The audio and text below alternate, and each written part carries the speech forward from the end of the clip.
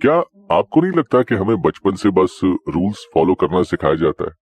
घर में बड़ों के रूल्स, स्कूल में टीचर्स के रूल्स, जिंदगी में किसी हस्ती के बनाए हुए रूल्स, है ना? हम सोचते हैं कि इन रूल्स पर चलकर ही हम सक्सेस तक पहुंच सकते हैं। हमें लगता है कि सक्सेस तक पहुंचने का सिर्फ एक ही रास्ता है, जो किसी महान इंसान ने खोज लिया है, और फिर हम उसी रास्ते पर आगे बढ़कर अपनी मंजिल की तलाश करते हैं। लेकिन हम ये भूल जाते हैं कि सक्सेस का कोई एक रास्ता नहीं होता। इसके तो कई रास्ते हो सकते हैं, और अपना रास्ता हमें खुद ही ढूंढना पड़ता है। 90% लोगों के लिए जिंदगी में पहले से बनाए हुए रूल्स काम नहीं करते। इसके पीछे का कारण सभी के लिए अलग अलग हो सकता है। एक कारण जो बहुत कॉमन है वो ये कि हम सभी अलग अलग लोग हैं, इसीलिए हमारी जिंदगी, हमारे एक्सपीरियंसेस और हमारी प्रॉब्लम भी अलग अलग है। अब ऐसे में कैसे कोई एक तरीका, कोई एक सोल्यूशन हम सभी के लिए काम कर पाएगा? इसीलिए एक सोल्यूशन सीखने से बेहतर है कि आप अपनी प्रॉब्लम को पहचानना सीख जाएं, क्योंकि एक बार अगर हमें प्रॉब्लम समझ में आ गई तो उसके लिए हम अपने हिसाब से एक की जगह 10 सोल्यूशन ढूंढ सकते हैं। अंकुर वारिकू की लिखी ये किताब हमारे लिए वही काम करने वाली है। ये हमें समझाएगी कि हमारी प्रॉब्लम क्या है, और फिर उसके बेसिस पर हम अपने सोल्यूशन को खुद डिजाइन कर सकते हैं। अंकुर वारिकू ने जिस तरह से इस किताब में प्रॉब्लम्स को एक्सप्लेन किया है, वो तरीका आपको खुद ही सोल्यूशन के रास्ते तक पहुंचा देगा, जहां पहुंचकर आपको बस अपना यूनिक सोल्यूशन चूज करना होगा। अंकुर वारिकू एक बहुत ही फेमस यूट्यूबर, राइटर और एंटरप्रेन्योर है। उन्हें पब्लिक स्पीकिंग, स्टोरी टेलिंग और लोगों में अवेयरनेस लाना अच्छा लगता है। उन्हें कई कॉन्फ्रेंसेस, एजुकेशनल इंस्टीट्यूशंस और कॉर्पोरेट इवेंट्स में टॉक के लिए बुलाया जाता है। अंकुर वारिकू की 2021 में पब्लिश हुई पहली किताब डू एपिक शिट ने उन्हें बहुत कामयाबी और फेम दिलाया। इस किताब के जरिए उन्होंने लोगों को सोचने पर मजबूर किया कि वो क्या कर सकते हैं, और अपनी दूसरी किताब गेट एपिक शिट डन, जिसका एक्सप्लेनेशन हम आज आपको सुनाने जा रहे हैं। इस किताब से वो लोगों को ये सिखाना चाह रहे हैं कि सफलता हासिल करने वाली अपनी सोच को सच में कैसे बदला जाए। अंकुर वारिकू ने अपनी किताब गेट एपिक शिट डन में 4 सेक्शंस को मैनेज करने पर बात की है। पहला, मैनेजिंग योर लाइफ। दूसरा, मैनेजिंग योर करियर। तीसरा, मैनेजिंग पीपल। और लास्टली और सबसे इंपॉर्टेंट, मैनेजिंग योरसेल्फ। हम शुरुआती 4 एपिसोड्स में अपनी लाइफ को मैनेज करने के बारे में सीखेंगे। जब भी हम अपनी डिफिकल्टीज या प्रॉब्लम्स के बारे में सोचते हैं, तो हम उन प्रॉब्लम्स पर पहले ध्यान देते हैं जो बड़ी होती है, जिन्हें सॉल्व करना हमारे बस में नहीं होता। लेकिन असल में हमारा ध्यान पहले छोटी प्रॉब्लम्स पर होना चाहिए, जिन्हें आसानी से सॉल्व किया जा सके। और आप जानते हैं कि कई बार तो छोटी छोटी प्रॉब्लम्स का सोल्यूशन हमारे लिए बड़ी प्रॉब्लम्स को भी खत्म कर देता है। मान लीजिए आप अपनी जॉब, अपनी सक्सेस को लेकर टेंस्ड हैं। आपकी मीटिंग्स अच्छी नहीं जा रही हैं, आपका जॉब इंटरव्यू अच्छा नहीं जा रहा है, आपको लग रहा है कि जिंदगी में सब लोग आपसे आगे निकल रहे हैं। तो इसके पीछे आपकी 2 छोटी प्रॉब्लम्स छुपी हुई हैं। पहली प्रॉब्लम ये कि आप अपनी जिंदगी में कंसिस्टेंटली खुद को दूसरों से कंपेयर कर रहे हैं, और दूसरी प्रॉब्लम ये कि आप आगे बढ़ने के लिए कुछ भी नहीं कर रहे। चलिए पहले हम कंपैरिजन वाली प्रॉब्लम को समझते हैं। कंपैरिजन हमारी हैबिट बन चुका है। हर वक्त, हर काम, हर सिचुएशन में हम अपने आप को दूसरों से कंपेयर करते हैं, लेकिन हम ये भूल जाते हैं कि ये हमारी जिंदगी में बहुत ही नेगेटिव इफेक्ट्स लेकर आता है। हम हमेशा ये सोचते हैं कि दूसरों की सक्सेस का मतलब है हमारा फेलियर। अगर आपका कोई फ्रेंड तरक्की कर रहा है, तो आपको लगता है कि आपने जिंदगी में कुछ नहीं किया, आप उसके सामने एक फेलियर है, जबकि ऐसा नहीं है। अंकुर वारिकू इसे कहते हैं जीरो सम गेम, क्योंकि हम सोचते हैं कि अगर सामने वाले ने कुछ अचीव किया है तो उसे +1 मिलेगा, और एट द सेम टाइम हमें -1, क्योंकि वो हमसे आगे, और इसका टोटल होगा 0। ध्यान दीजिए कि ये सच्चाई नहीं है, ये हमारी सोच है। सामने वाले का हमसे ज्यादा अचीव करना उसे सक्सेसफुल जरूर बनाता है, लेकिन हमें फेलियर नहीं। ये काम हम खुद करते हैं। हम खुद ही उसकी सक्सेस से खुद को वर्थलेस समझने लगते हैं, जबकि उस समय हमें यह सोचना चाहिए कि हमें भी अपनी जिंदगी में सक्सेस कैसे हासिल करनी है। लेकिन नहीं, हमारा सारा ध्यान तो खुद को लूजर समझने पर होता है। तो अब आप समझें कि कंपैरिजन एक बहुत ही सिग्निफिकेंट प्रॉब्लम है, और हमारे सक्सेस तक पहुंचने में सबसे बड़ा ऑब्स्टिकल भी यही है। इससे बचने के लिए आपको ये समझना जरूरी है कि आपकी और औरों की जिंदगी अलग अलग है। आपके प्लान्स, आपके गोल्स, आपके सर्कमस्टांसेस अलग है। इसीलिए उसकी सक्सेस और आपकी सक्सेस, इन दोनों की डेफिनेशन भी अलग अलग होनी चाहिए। आप क्यों सामने वाले को सक्सेसफुल देखकर इस कदर हार मान रहे हैं कि आप कभी सक्सेसफुल बन ही नहीं पाएंगे? देखिए, हम आपको एक बहुत ही प्रैक्टिकल एग्जाम्पल से समझाते हैं। मान लीजिए कि आप एक बायो स्टूडेंट हैं और डॉक्टर बनना चाहते हैं। वहीं आपका दोस्त एक मैथ स्टूडेंट है और वो इंजीनियर बनना चाहता है। आपने और उसने साथ में अपनी 12th तक की पढ़ाई की और उसके बाद दोनों ने अलग अलग कॉलेजेस में एडमिशन ले लिया। अब इंजीनियरिंग की पढ़ाई होती है 4 साल की, वहीं एमबीबीएस में लगते हैं 5 साल। आपके दोस्त ने 4 साल में अपना कोर्स पूरा किया और उसका एक बहुत ही बड़ी कंपनी में प्लेसमेंट हो गया और उसका स्टार्टिंग पैकेज है 20 लाख रुपए। अपनी जॉब के पहले ही साल में वो अलग अलग कंट्रीज घूम रहा है, जिंदगी एंजॉय कर रहा है, और उस समय में आप अपनी एमबीबीएस की पढ़ाई पूरी कर रहे हैं। अपने पेरेंट्स से पैसे ले रहे हैं और अपनी स्कॉलरशिप से पैसे बचाकर आप मुश्किल से अपना खर्चा चला पा रहे हैं। इस समय में आपके दिमाग में ये कंपैरिजन आना बहुत ही नॉर्मल है कि अरे, वो तो मुझसे कितना आगे, उसका तो इतना पैकेज है, वो तो कार में घूमता है, और एक मैं हूं जो अब तक पढ़ ही रहा हूं, मैंने जिंदगी में कुछ नहीं किया। अब जरा रुकिए। जिस मोमेंट आपके दिमाग में इस तरह के थॉट्स आने लगे, उसी टाइम खुद को रोक कर ये सवाल कीजिए कि क्या उसका और मेरा कोई कंपैरिजन है? क्या हम दोनों सेम रेस का हिस्सा हैं? आप 1 साल बाद अपना एमबीबीएस पूरा करके डॉक्टर कहलाने वाले हैं। उस वक्त आपके पास जॉब के साथ साथ एक रेप्यूटेड टाइटल भी होगा। हो सकता है आप इसके बाद हायर डिग्री परस्यू करें और स्पेशलिस्ट या फिर सर्जन बन जाएं। फिर आपकी सैलरी आपके दोस्त की सैलरी से कई ज्यादा होगी। यानी कुल मिलाकर आपका और उसका कोई कंपैरिजन नहीं है, क्योंकि आप दोनों की फील्ड और आपका इंटरेस्ट बिल्कुल डिफरेंट है। दूसरों को अभी सक्सेसफुल देखकर परेशान मत होइए, क्योंकि आप भी फ्यूचर में एक सक्सेसफुल इंसान बनने वाले हैं। और हो सकता है कि तब आपकी जॉब और आपका बैंक बैलेंस दोनों उनसे कई ज्यादा बेहतर हो। जब भी आपको महसूस हो कि दूसरों की सक्सेस से आपको बुरा फील हो रहा है, तो खुद से सवाल कीजिए, खुद से पूछिए कि अगर वो इंसान सक्सेसफुल है तो इसमें बुराई क्या है? ये उसकी मेहनत है, शायद उसका हमेशा से यही सपना रहा होगा, इसमें क्या बुरी बात है? खुद से पूछिए कि मुझे इस बात से इतना बुरा क्यों लग रहा है? शायद इसीलिए क्योंकि मैंने अपनी लाइफ में ऐसा कुछ अचीव नहीं किया। लेकिन क्यों नहीं किया? अपनी वजह से नहीं किया। आप खुद को दूसरों से कंपेयर करने में इतने बिजी हो गए कि आपको खुद की सक्सेस को प्लान करने का वक्त ही नहीं मिला। यही आपके सारे सवालों का जवाब है कि खुद को दूसरों से कंपेयर करने की बजाय अगर आप अपने गोल्स पर ध्यान देंगे तो आप उनसे कई ज्यादा सक्सेसफुल बन जाएंगे। अब हम आते हैं उस दूसरी प्रॉब्लम पर जो ज्यादातर लोगों की सक्सेस में एक ऑब्स्टिकल होती है, कम्युनिकेशन स्किल्स। जॉब इंटरव्यू देना हो या ऑफिस में प्रेजेंटेशन, कम्युनिकेशन स्किल्स की जरूरत हमें हर जगह पड़ेगी। आपकी सक्सेस में ज्यादातर कंट्रीब्यूशन आपकी इसी स्किल का होता है। अगर आप ध्यान दें तो आपको समझ आएगा कि आपकी कम्युनिकेट करने की स्पीड या एबिलिटी आपके थॉट्स पर डिपेंड करती है। अगर आप अपने दिमाग में आसानी से थॉट्स ऑर्गेनाइज और फ्रेम कर पाते तो आपकी कम्युनिकेशन स्किल अच्छी होती है, और अगर नहीं तो आपको कम्युनिकेट करने में प्रॉब्लम होती है। इसके लिए आप लिखना शुरू कीजिए। देखिए, जब हम लिखते हैं तो हम धीरे धीरे लिखते हैं। हमारे पास उतना वक्त होता है कि हम आसानी से अपने हर एक थॉट को लिख पाए, लेकिन बोलते वक्त हमारी बोलने की स्पीड थॉट्स की स्पीड से ज्यादा होती है, इसीलिए हम बीच में अटक जाते हैं। इस प्रॉब्लम को सॉल्व करने के लिए आप हर रोज लिखने की आदत बनाइए। ऐसा करने से आप अपने थॉट्स को फिल्टर करना सीख पाएंगे। जब आप हर रोज एक पेज लिखेंगे तो आपको समझ में आएगा कि किस तरह आपको कम शब्दों में अपनी बात रखनी है, और फिर आपके थॉट्स भी उसी तरह के हो जाएंगे जहां आप कम थॉट्स में ही अपने सेंटेंस फ्रेम करके इजीली कम्युनिकेट कर पाएंगे। कम्युनिकेशन में वर्बल के साथ साथ नॉन वर्बल कंपोनेंट्स भी बहुत मैटर करते हैं, यानी आपकी body language and the tone. इसे सुधारने के लिए आप बोलते हुए अपनी खुद की वीडियोस रिकॉर्ड कर सकते हैं। ऐसा आप डेली कीजिए और देखिए आपके स्पीच डिलीवर करने के तरीके में आपको क्या प्रॉब्लम नजर आ रही है। प्रॉब्लम्स को ढूंढने के लिए आप इसे अपनी किसी फेवरेट यूट्यूबर या एक्टर की वीडियो से, उनके हाव भाव, उनके बॉडी लैंग्वेज से कंपेयर कर सकते हैं कि वो बात करते वक्त कैसी बॉडी लैंग्वेज यूज करते हैं।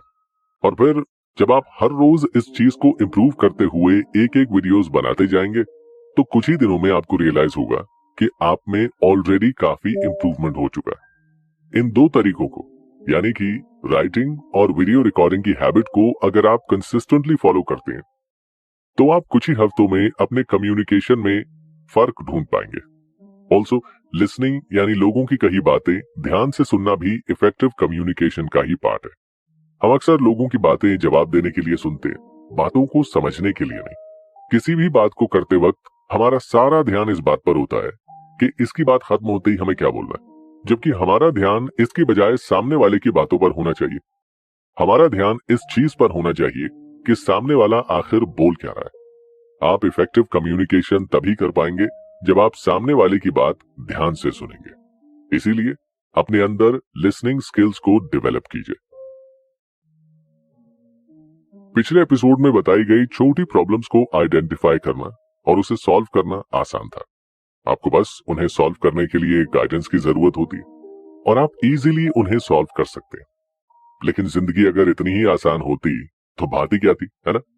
जिंदगी आसान नहीं है क्योंकि इसमें है माइंडसेट और टफ डिसीजंस, और यही हमारी वो दो बड़ी प्रॉब्लम्स हैं जिनसे हम इस एपिसोड में डील करने वाले हैं। अंकुर वारिकू ने अपनी किताब में इन दोनों ही प्रॉब्लम्स को बड़े अच्छे से समझाया और इनके सॉल्यूशंस भी बताए जो हम इस एपिसोड में आपको बताने वाले हैं। माइंडसेट का मतलब होता है मानसिकता। जब भी हमारी लाइफ में कुछ अच्छा या बुरा होता है तो हमारी एक मानसिकता होती है जिससे हम उसे इंटरप्रेट करते हैं या समझते हैं। फॉर एग्जाम्पल, अगर कोई एग्जाम में या इंटरव्यू में फेल हो जाता है तो वो इसे दो तरीके से देख सकता है। पहला तरीका ये कि वो अपने आप को एक फेलियर समझने लगे और सोचे कि मुझसे कुछ नहीं होगा, या फिर दूसरा तरीका जिसमें वो अपने फेलियर के कारण जानने की कोशिश करे और अगली बार उसे सुधार कर एक नया एग्जाम या इंटरव्यू में अपीयर हो सके। पहले वाला तरीका कहलाता है फिक्स्ड माइंडसेट, वहीं दूसरे तरीके को हम कहते हैं ग्रोथ माइंडसेट। अगर हमें जिंदगी में आगे बढ़ना है, सक्सेस पानी है, जिंदगी को खुशहाल बनाना है, तो हमें ग्रोथ माइंडसेट को अपनाना होगा। फिक्स्ड माइंडसेट हमें बस कुएं का मेंढक बनाकर रखता है।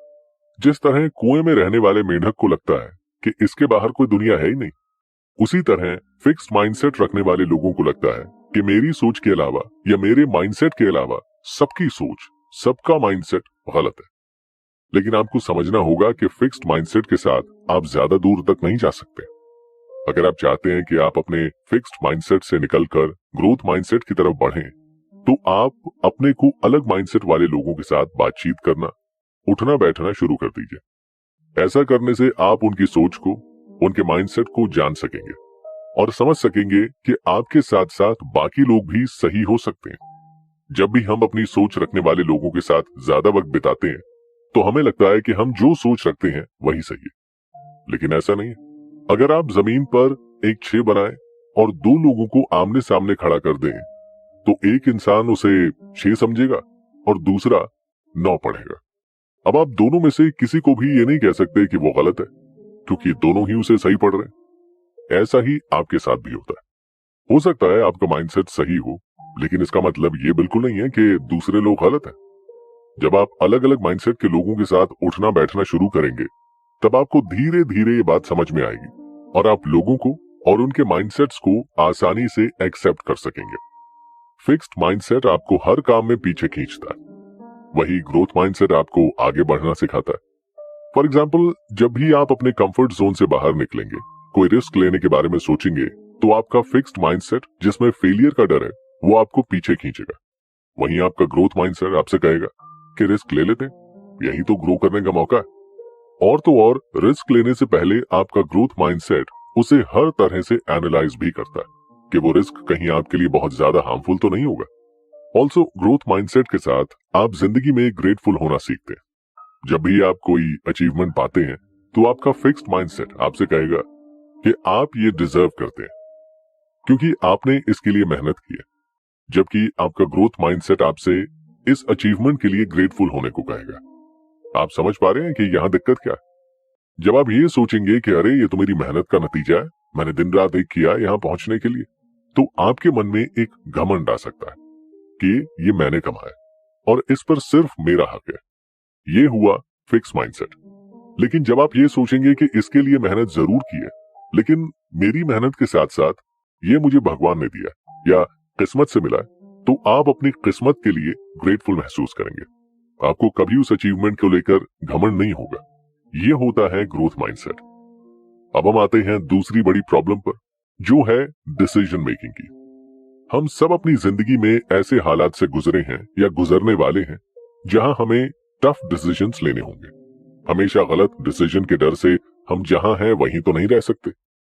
इसके लिए आपको एक बात समझनी होगी कि जिंदगी में मोस्टली डिसीजंस रिवर्सिबल होते हैं। यानी अगर आपने कोई गलत डिसीजन ले भी लिया है, तब भी आपके पास वापस पहले वाली सिचुएशन पर आने का मौका है। हम हमेशा अपने आप को वो एक परफेक्ट डिसीजन लेने के लिए इतना परेशान करते हैं कि कई बार हम बस इंतजार ही करते रह जाते हैं, कोई डिसीजन लेते नहीं, क्योंकि हमारे मन में हमेशा गलत डिसीजन का डर होता है। लेकिन डिसीजन गलत है या सही, ये तो आपको तभी पता चलेगा ना जब आप कोई डिसीजन लेंगे। सिर्फ सोचने से या प्री एनालाइज करने से आप कभी 100% गारंटी के साथ तो नहीं कह सकते ना कि मेरा डिसीजन सही ही होगा। आप सिर्फ सारे प्रिकॉशंस ले सकते हैं, सारे एनालिसिस कर सकते हैं, लेकिन वो डिसीजन कैसा टर्न आउट होगा ये तो उसे लेने के बाद ही पता चलता है। हाँ, आपके लिए ये बेहतर होगा कि डिसीजन लेने से पहले आप इसके हर पहलू पर ध्यान दें। ये सोचें कि अगर ये डिसीजन गलत भी हो गया तो मेरे साथ बुरे से बुरा क्या हो सकता है। क्या इससे मुझे physically, mentally, emotionally, financially, socially या स्पिरिचुअली कोई नुकसान होगा? अगर होगा तो कितना होगा? क्या मैं उसे टॉलरेट कर पाऊंगा?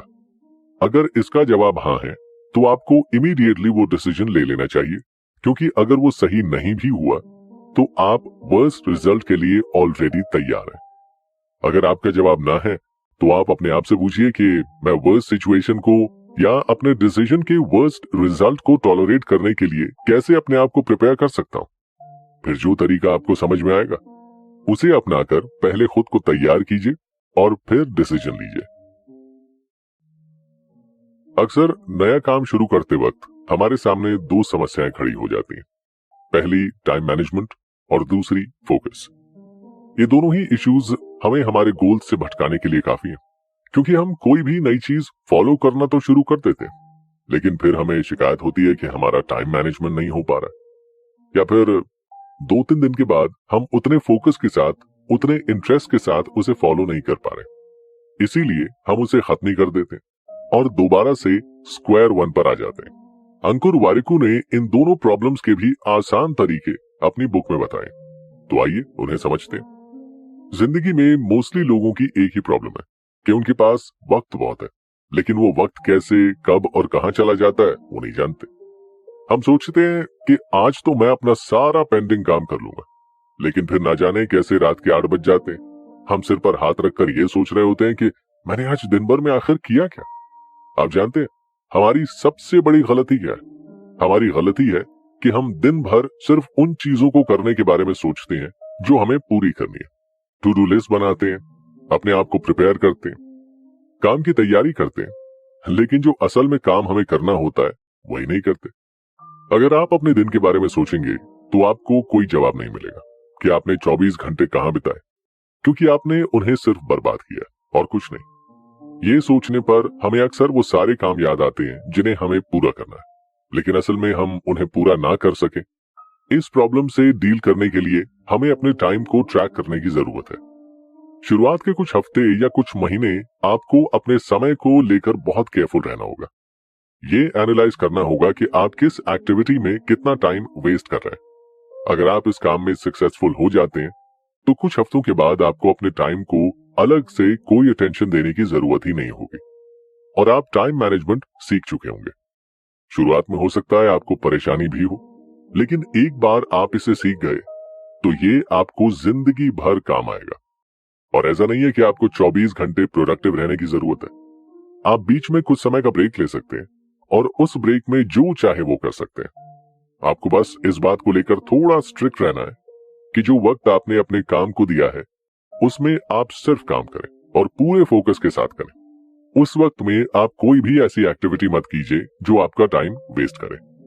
अगर आप इस तरह से अपने लिए टाइम को मैनेज करते हुए चलेंगे तो आप अपना दिन ज्यादा प्रोडक्टिवली बिता सकेंगे। अब आते हैं प्रॉब्लम के अगले पार्ट पर, जो है फोकस।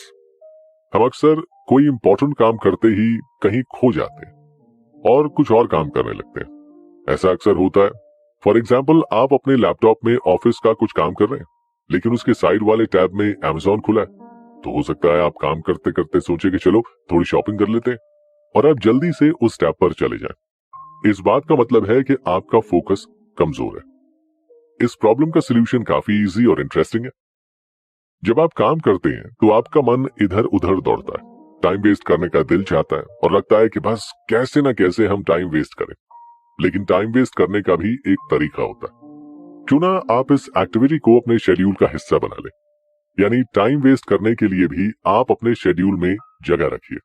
काम के बीच में अपना फोकस लूज करने से बेहतर है आप अपने आप को एक डेडलाइन दें। अपने काम को कुछ ऐसे इंटरवल्स में बांट लें कि आप ब्रेक तभी लेंगे जब आपका काम पूरा हो जाएगा, या आप इतना हिस्सा पूरा कर लेंगे। इससे आपके दिमाग को रिवॉर्ड का लालच होगा। उसे लगेगा कि मैं जल्दी से काम खत्म कर लेता हूं, फिर ब्रेक लूंगा। ऐसा करने से आप एक समय में आराम से काम कर सकेंगे, और उसके बाद जब ब्रेक की बारी आएगी तो बिना किसी गिल्ट के उस ब्रेक में जो चाहे वो कर सकेंगे। अंकुर वारिकू ने यहाँ पोमोडोरो टेक्निक की भी बात की है। उन्होंने लिखा है कि इस टेक्निक के अकॉर्डिंग हमें अपने वर्किंग आवर्स को 30 मिनट्स के इंटरवल्स में बांट लेना चाहिए। इन 30 मिनट्स में आप 25 मिनट काम को दीजिए, 5 मिनट ब्रेक को। ऐसा करने से आप 25 मिनट बिना फोकस लूज किए काम कर पाएंगे, क्योंकि आपको पता है कि इसके बाद आपको 5 मिनट का ब्रेक एंजॉय करना है। ये ब्रेक आपके लिए एक रिचार्ज की तरह है। बस याद रखिए कि काम के लिए जो 25 मिनट आपने डिसाइड किए हैं उनमें आप सिर्फ काम करें और किसी चीज से डिस्ट्रैक्ट ना हो।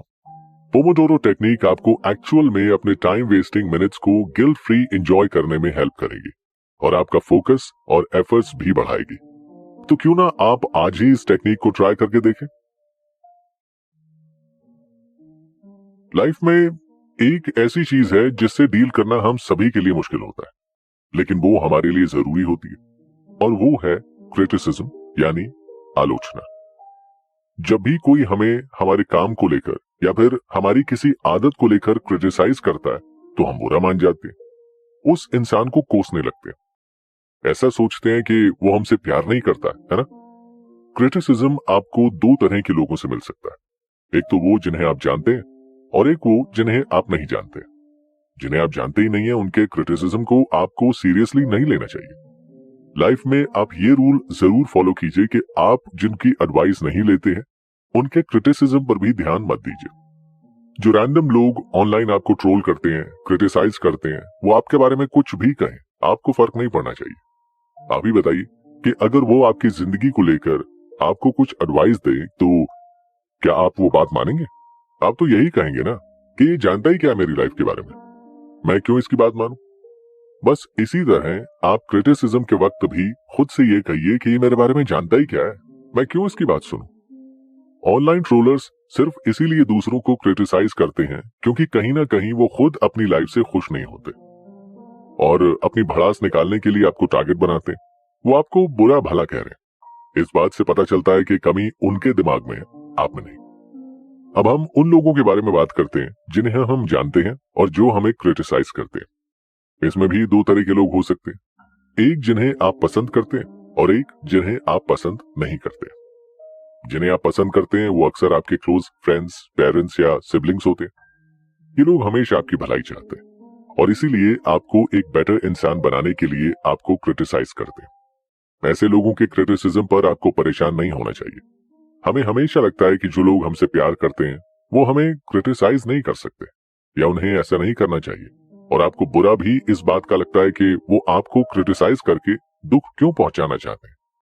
लेकिन अगर आप एक बार उनके क्रिटिसिज्म को उनसे अलग करके देखें तो आपको उनकी कही बात सही लगेगी। जनरली इन केसेस में क्रिटिसिज्म क्या है हम उस पर नहीं बल्कि किसने दिया है उस पर ध्यान देते हैं। एक बार अगर आप उस इंसान और क्रिटिसिज्म को अलग अलग करके देखने की कोशिश करें तो शायद आपको समझ में आएगा कि उनकी कही बात सही है। फॉर एग्जाम्पल, अगर आपकी माँ ने आपसे कोई ऐसी बात कह दी है जिसका आपको बुरा लग रहा हो, तब आपको उस बात को अपने रिलेशन से अलग रखकर सोचिए। जैसे आपकी माँ ने आपसे कहा कि आपको दूसरों से इतनी बदतमीजी से बात नहीं करनी चाहिए, या आप दूसरों की रिस्पेक्ट नहीं करते, तो अब क्योंकि वो आपकी माँ है तो आप ये सोचेंगे कि ये मुझसे ऐसी बातें कैसे कह सकती है जिससे मेरा दिल दुखे, ये तो मुझसे प्यार करती है। जबकि अगर आप इस बात से अपने रिलेशन को अलग हटाकर सोचेंगे, जो उन्होंने कहा है वो क्यों कहा है, तब आपको समझ में आएगा कि इसमें आपकी ही भलाई है। अगर आप सबसे बदतमीजी करेंगे, उनकी रिस्पेक्ट नहीं करेंगे, तो लोग आपको पसंद नहीं करेंगे, आपकी मदद भी नहीं करेंगे। यानी आपकी माँ ने आपको जो क्रिटिसाइज किया वो आपके भले के लिए किया। बस इन केसेस में जहां आपको क्रिटिसाइज करने वाला आपसे प्यार करता हो, वहां आपको सिर्फ और सिर्फ क्रिटिसिज्म पर ध्यान देने की जरूरत होती है, उस पर नहीं जो कहा जा रहा हो। आपके पेरेंट्स अगर आपको कुछ एडवाइस भी देते हैं तो वो सिर्फ इसीलिए क्योंकि वो आपकी चिंता करते हैं, उन्हें आपकी फिक्र है। हो सकता है कई बार उनकी एडवाइस आपको अच्छी ना लगे या वाकई आपके लिए सही ना हो। ऐसे में आप उनसे बात करके उन्हें समझा सकते हैं। आपके पेरेंट्स और आप दोनों डिफरेंट जनरेशंस और डिफरेंट सर्कमस्टांसेस में बड़े हुए हैं। उनकी जो सोच है वो अपने सर्कमस्टांसेस की वजह से है और जो आपकी सोच है वो आपके सर्कमस्टांसेस की वजह से। ऐसे में गलत कोई भी नहीं है। इसीलिए जब आपको ये लगे कि आपके पेरेंट्स की एडवाइस आपकी लाइफ चॉइसेस से अलग है, तो उनसे बात करके उन्हें समझाइए कि आप क्या सोचते हैं, क्या चाहते हैं और आज के जमाने के साथ कदम से कदम मिलाकर चलने के लिए आपको क्या चाहिए। आई एम श्योर वो समझेंगे, क्योंकि वो आपके अगेंस्ट नहीं है, वो आपका बुरा नहीं चाहते, वो बस आपको प्रोटेक्ट करना चाहते हैं। सेम बात कभी कभी आपके सीनियर्स और मैनेजर्स पर भी अप्लाई हो सकती है। वो कई बार आपको डांट देते हैं या कुछ ऐसा बोल देते हैं जो आपको पसंद नहीं आता। अगर वो आपका भला चाहते हैं या आपको पता है कि वो अच्छे इंसान है, तो उनकी बात के पीछे के कारण को जानने की कोशिश कीजिए। हो सकता है वो आपको इम्प्रूव करना चाह रहे हो सकता है उनकी डांट का रीजन आपकी भलाई करना हो। इसीलिए स्ट्रेट अवे उनसे नाराज होने की बजाय एक बार उनकी बातों का कारण जानने की कोशिश जरूर कीजिए। क्रिटिसिज्म को हैंडल करना ये एक हेल्दी हैबिट है जो अंकुर वारिकू ने अपनी किताब के थ्रू आपको सिखाया। अब हम बढ़ते हैं अपनी अगली हेल्थी हैबिट की तरफ, जो है बुक रीडिंग। हम में से कई लोगों को बुक रीड करना बिल्कुल पसंद नहीं होता। हमें लगता है कि कोई इतनी मोटी मोटी बुक कैसे पढ़ सकता है, लेकिन दुनिया का सारा विजडम और नॉलेज इन्हीं बुक्स में है। और अगर एक बार आप अपने अंदर ये हैबिट बिल्डअप कर लेते हैं तो आप कई लोगों से आगे निकल जाएंगे। कुछ लोग ऐसे भी हैं जिन्होंने रीडिंग हैबिट बिल्ड करने की कोशिश की लेकिन वो फेल हो गए। हो सकता है 2 या 3 दिन उन्होंने किताब पढ़ी हो, लेकिन उसके बाद वो इसे कंटिन्यू नहीं कर पाए। यहाँ प्रॉब्लम यह है कि हम इस हैबिट को बिल्ड किए बिना ही भारी भरकम ज्ञान वाली बुक्स पढ़ने लगते हैं, जिससे हम 2 या 3 दिन में ही बोर हो जाते हैं और फिर पढ़ना छोड़ देते हैं। इस प्रॉब्लम का सोल्यूशन है कि आप रीडिंग हैबिट डेवलप करने की शुरुआत उन बुक से कीजिए जिन्हें पढ़ना आपको अच्छा लगता हो, जैसे story books, comic books, love stories और फिक्शंस। जब इन बुक्स को पढ़कर आपकी हैबिट डेवलप होने लगे, तब आप नॉन फिक्शन और बाकी बुक्स पर जाइए। ऐसा करने से आप बुक्स पढ़ते हुए बोर नहीं होंगे और इस हैबिट को कंटिन्यू रख पाएंगे। अब कुछ लोग ये सवाल करते हैं कि क्या बुक्स के बजाय हम वीडियो से नॉलेज नहीं ले सकते? वो भी तो काफी ज्ञान की बातें बताती हैं, क्यों ना हम उसे देखकर ही नॉलेज गेन कर लें। इस बात में एक नहीं बल्कि बहुत सारी प्रॉब्लम्स है। जब आप वीडियो देखते हैं तो आप अलग अलग नोटिफिकेशंस, पॉपअप्स और एड्स से हमेशा डिस्ट्रैक्टेड रहते हैं। साथ ही वीडियोस देखते वक्त आपका ध्यान मल्टीटास्किंग पर भी जाता है। आप सोचते हैं वीडियो देखते देखते मैं अपना रूम ऑर्गेनाइज कर लेता हूँ, वीडियो देखते देखते मैं खाना खा लेता हूँ, ये कर लेता हूँ, वो कर लेता हूँ, और फिर वीडियो देखने से आपकी आंखों पर असर होता है वो अलग। लेकिन ये सारी प्रॉब्लम्स बुक रीडिंग में नहीं होती। यहाँ ना नोटिफिकेशंस है, ना एड्स है, ना मल्टीटास्किंग का कोई स्कोप है, ना ही आंखों को कोई नुकसान है।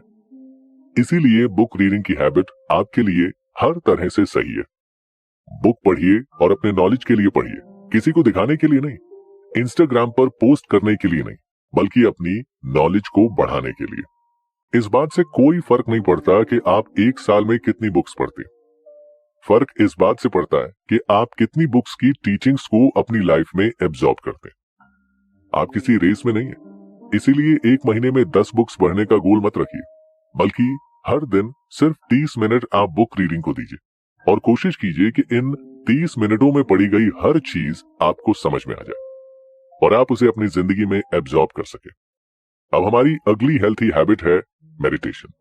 हम सभी को ये मिसकंसेप्शन है कि मेडिटेशन का मतलब है साधु संतों की तरह घंटों ध्यान करना। लेकिन मेडिटेशन घंटों एक पोस्चर में बैठे रहना नहीं, बल्कि अपने थॉट्स और अपने इमोशंस को लेकर अवेयर होना है। हाँ, ये बात सच है कि ये हैबिट 1 या 2 दिन में बिल्ड नहीं की जा सकती। आपको कई महीने इसे प्रैक्टिस करना होता है। लेकिन इस हैबिट के जो फायदे हैं वो आपको किसी और जगह, किसी और चीज से नहीं मिल सकते। जिंदगी में सबसे ज्यादा प्रॉब्लम्स हमारे इमोशंस क्रिएट करते हैं। जब हम इन्हें पहचानना, इन्हें संभालना नहीं जानते, तब हम इनके शिकार हो जाते हैं और अपनी लाइफ में इनकी वजह से प्रॉब्लम्स फेस करते हैं। फॉर एग्जाम्पल, जब किसी को गुस्सा आता है तो वो इसे कंट्रोल नहीं कर पाता और कुछ ऐसा कर बैठता है जिसका उसे जिंदगी भर रिग्रेट हो। पर जो इंसान मेडिटेशन करता है वो अपने इमोशंस को पहचान पाता है, उसके पीछे की वजह को जान पाता है और उसे मैनेज कर पाता है। मेडिटेशन का मेन पर्पस आपको अपने इमोशन से अवेयर कराना ही होता है। उन्हें कंट्रोल करना नहीं, उन्हें रोकना नहीं, बल्कि उन्हें समझना और उनकी वजह को ढूंढना। जब आप अपने इमोशंस के पीछे का कारण जान लेते हैं तो आपके इमोशंस की इंटेंसिटी ऑटोमेटिकली कम होने लगती है और आप उनसे फ्री हो जाते हैं। इसलिए आपको रोजाना घंटों मेडिटेट करने की जरूरत नहीं है, बल्कि आप शुरुआत सिर्फ 10 मिनट से कर सकते हैं। हर रोज सिर्फ 10 मिनट इसे दीजिए। शुरुआत के लिए आप गाइडेड मेडिटेशन का सहारा लीजिए। इंटरनेट पर कई ऐसे एप्स अवेलेबल हैं जहां आपको एक ऑडियो के जरिए मेडिटेशन के हर स्टेप पर गाइड किया जाता है। आई एम श्योर ये गाइडेड मेडिटेशन आपकी बहुत मदद करेगा। जब आप इस यूजफुल हैबिट के बारे में जान चुके हैं तो इसे फॉलो करने में देर मत कीजिए। आज से ही इसे शुरू कीजिए और अपनी एक हेल्दी जर्नी पर निकल जाइए। जब भी आप अपना करियर चूज करते हैं तो उससे पहले आपके मन में कई सवाल होते हैं, जैसे मैं किस चीज में अच्छा हूं, मेरे लिए कौन सा करियर बेस्ट है, क्या मेरा करियर मुझे फाइनेंशियली स्ट्रांग बना पाएगा, क्या मैं इसे फॉलो करके खुश रहूंगा, क्या मुझे इसी रास्ते पर जाना चाहिए। ऐसे कई सवाल। इन शॉर्ट, आपको अपने करियर में अपना पैशन ढूंढना होता है, एक ऐसा रास्ता जिस पर चलकर आप खुश हो और जिस पर चलने में आपको मजा आए। क्या आपने कभी इकिगाई के बारे में सुना? वैसे तो ये एक फेमस बुक का नाम है, लेकिन इसका कॉन्सेप्ट जापान के ओकिनावा आइलैंड पर रहने वाले लोगों से जुड़ा हुआ है। इस आइलैंड पर जो लोग रहते हैं उनमें से अधिकतर लोगों की उम्र 100 सालों तक होती है। जब उनसे इस बात का सीक्रेट पूछा गया तो उन्होंने इसका जवाब दिया, इकिगाई। हालांकि इकिगाई का एग्जैक्ट इंग्लिश ट्रांसलेशन किसी को नहीं पता।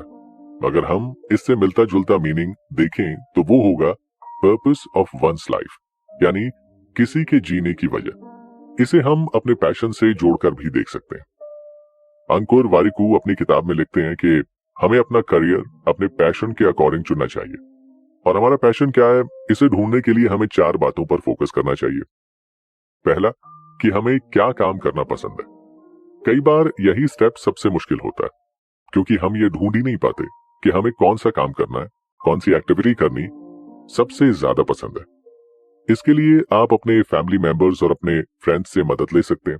आप उनसे पूछ सकते हैं कि आप बचपन में कौन सी एक्टिविटी सबसे ज्यादा एंजॉय करते थे।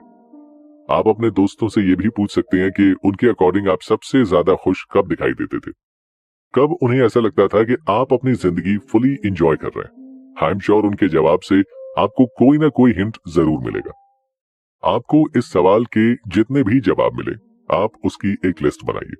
हो सकता है इस लिस्ट में आपने 10 अलग अलग एक्टिविटीज लिखी हो, लेकिन अब क्या, अब आप ये 10 की 10 एक्टिविटीज तो फॉलो नहीं कर सकते, है ना।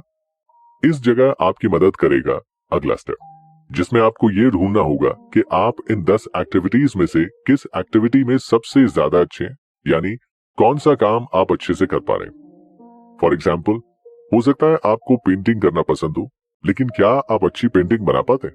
अगर हाँ, तो आपका पैशन और करियर हो सकता है, लेकिन अगर नहीं तो आपको इसके बारे में दोबारा सोचना होगा। ऐसा भी हो सकता है कि आप अपने आप को ऑनेस्टली असेस ना कर पाए।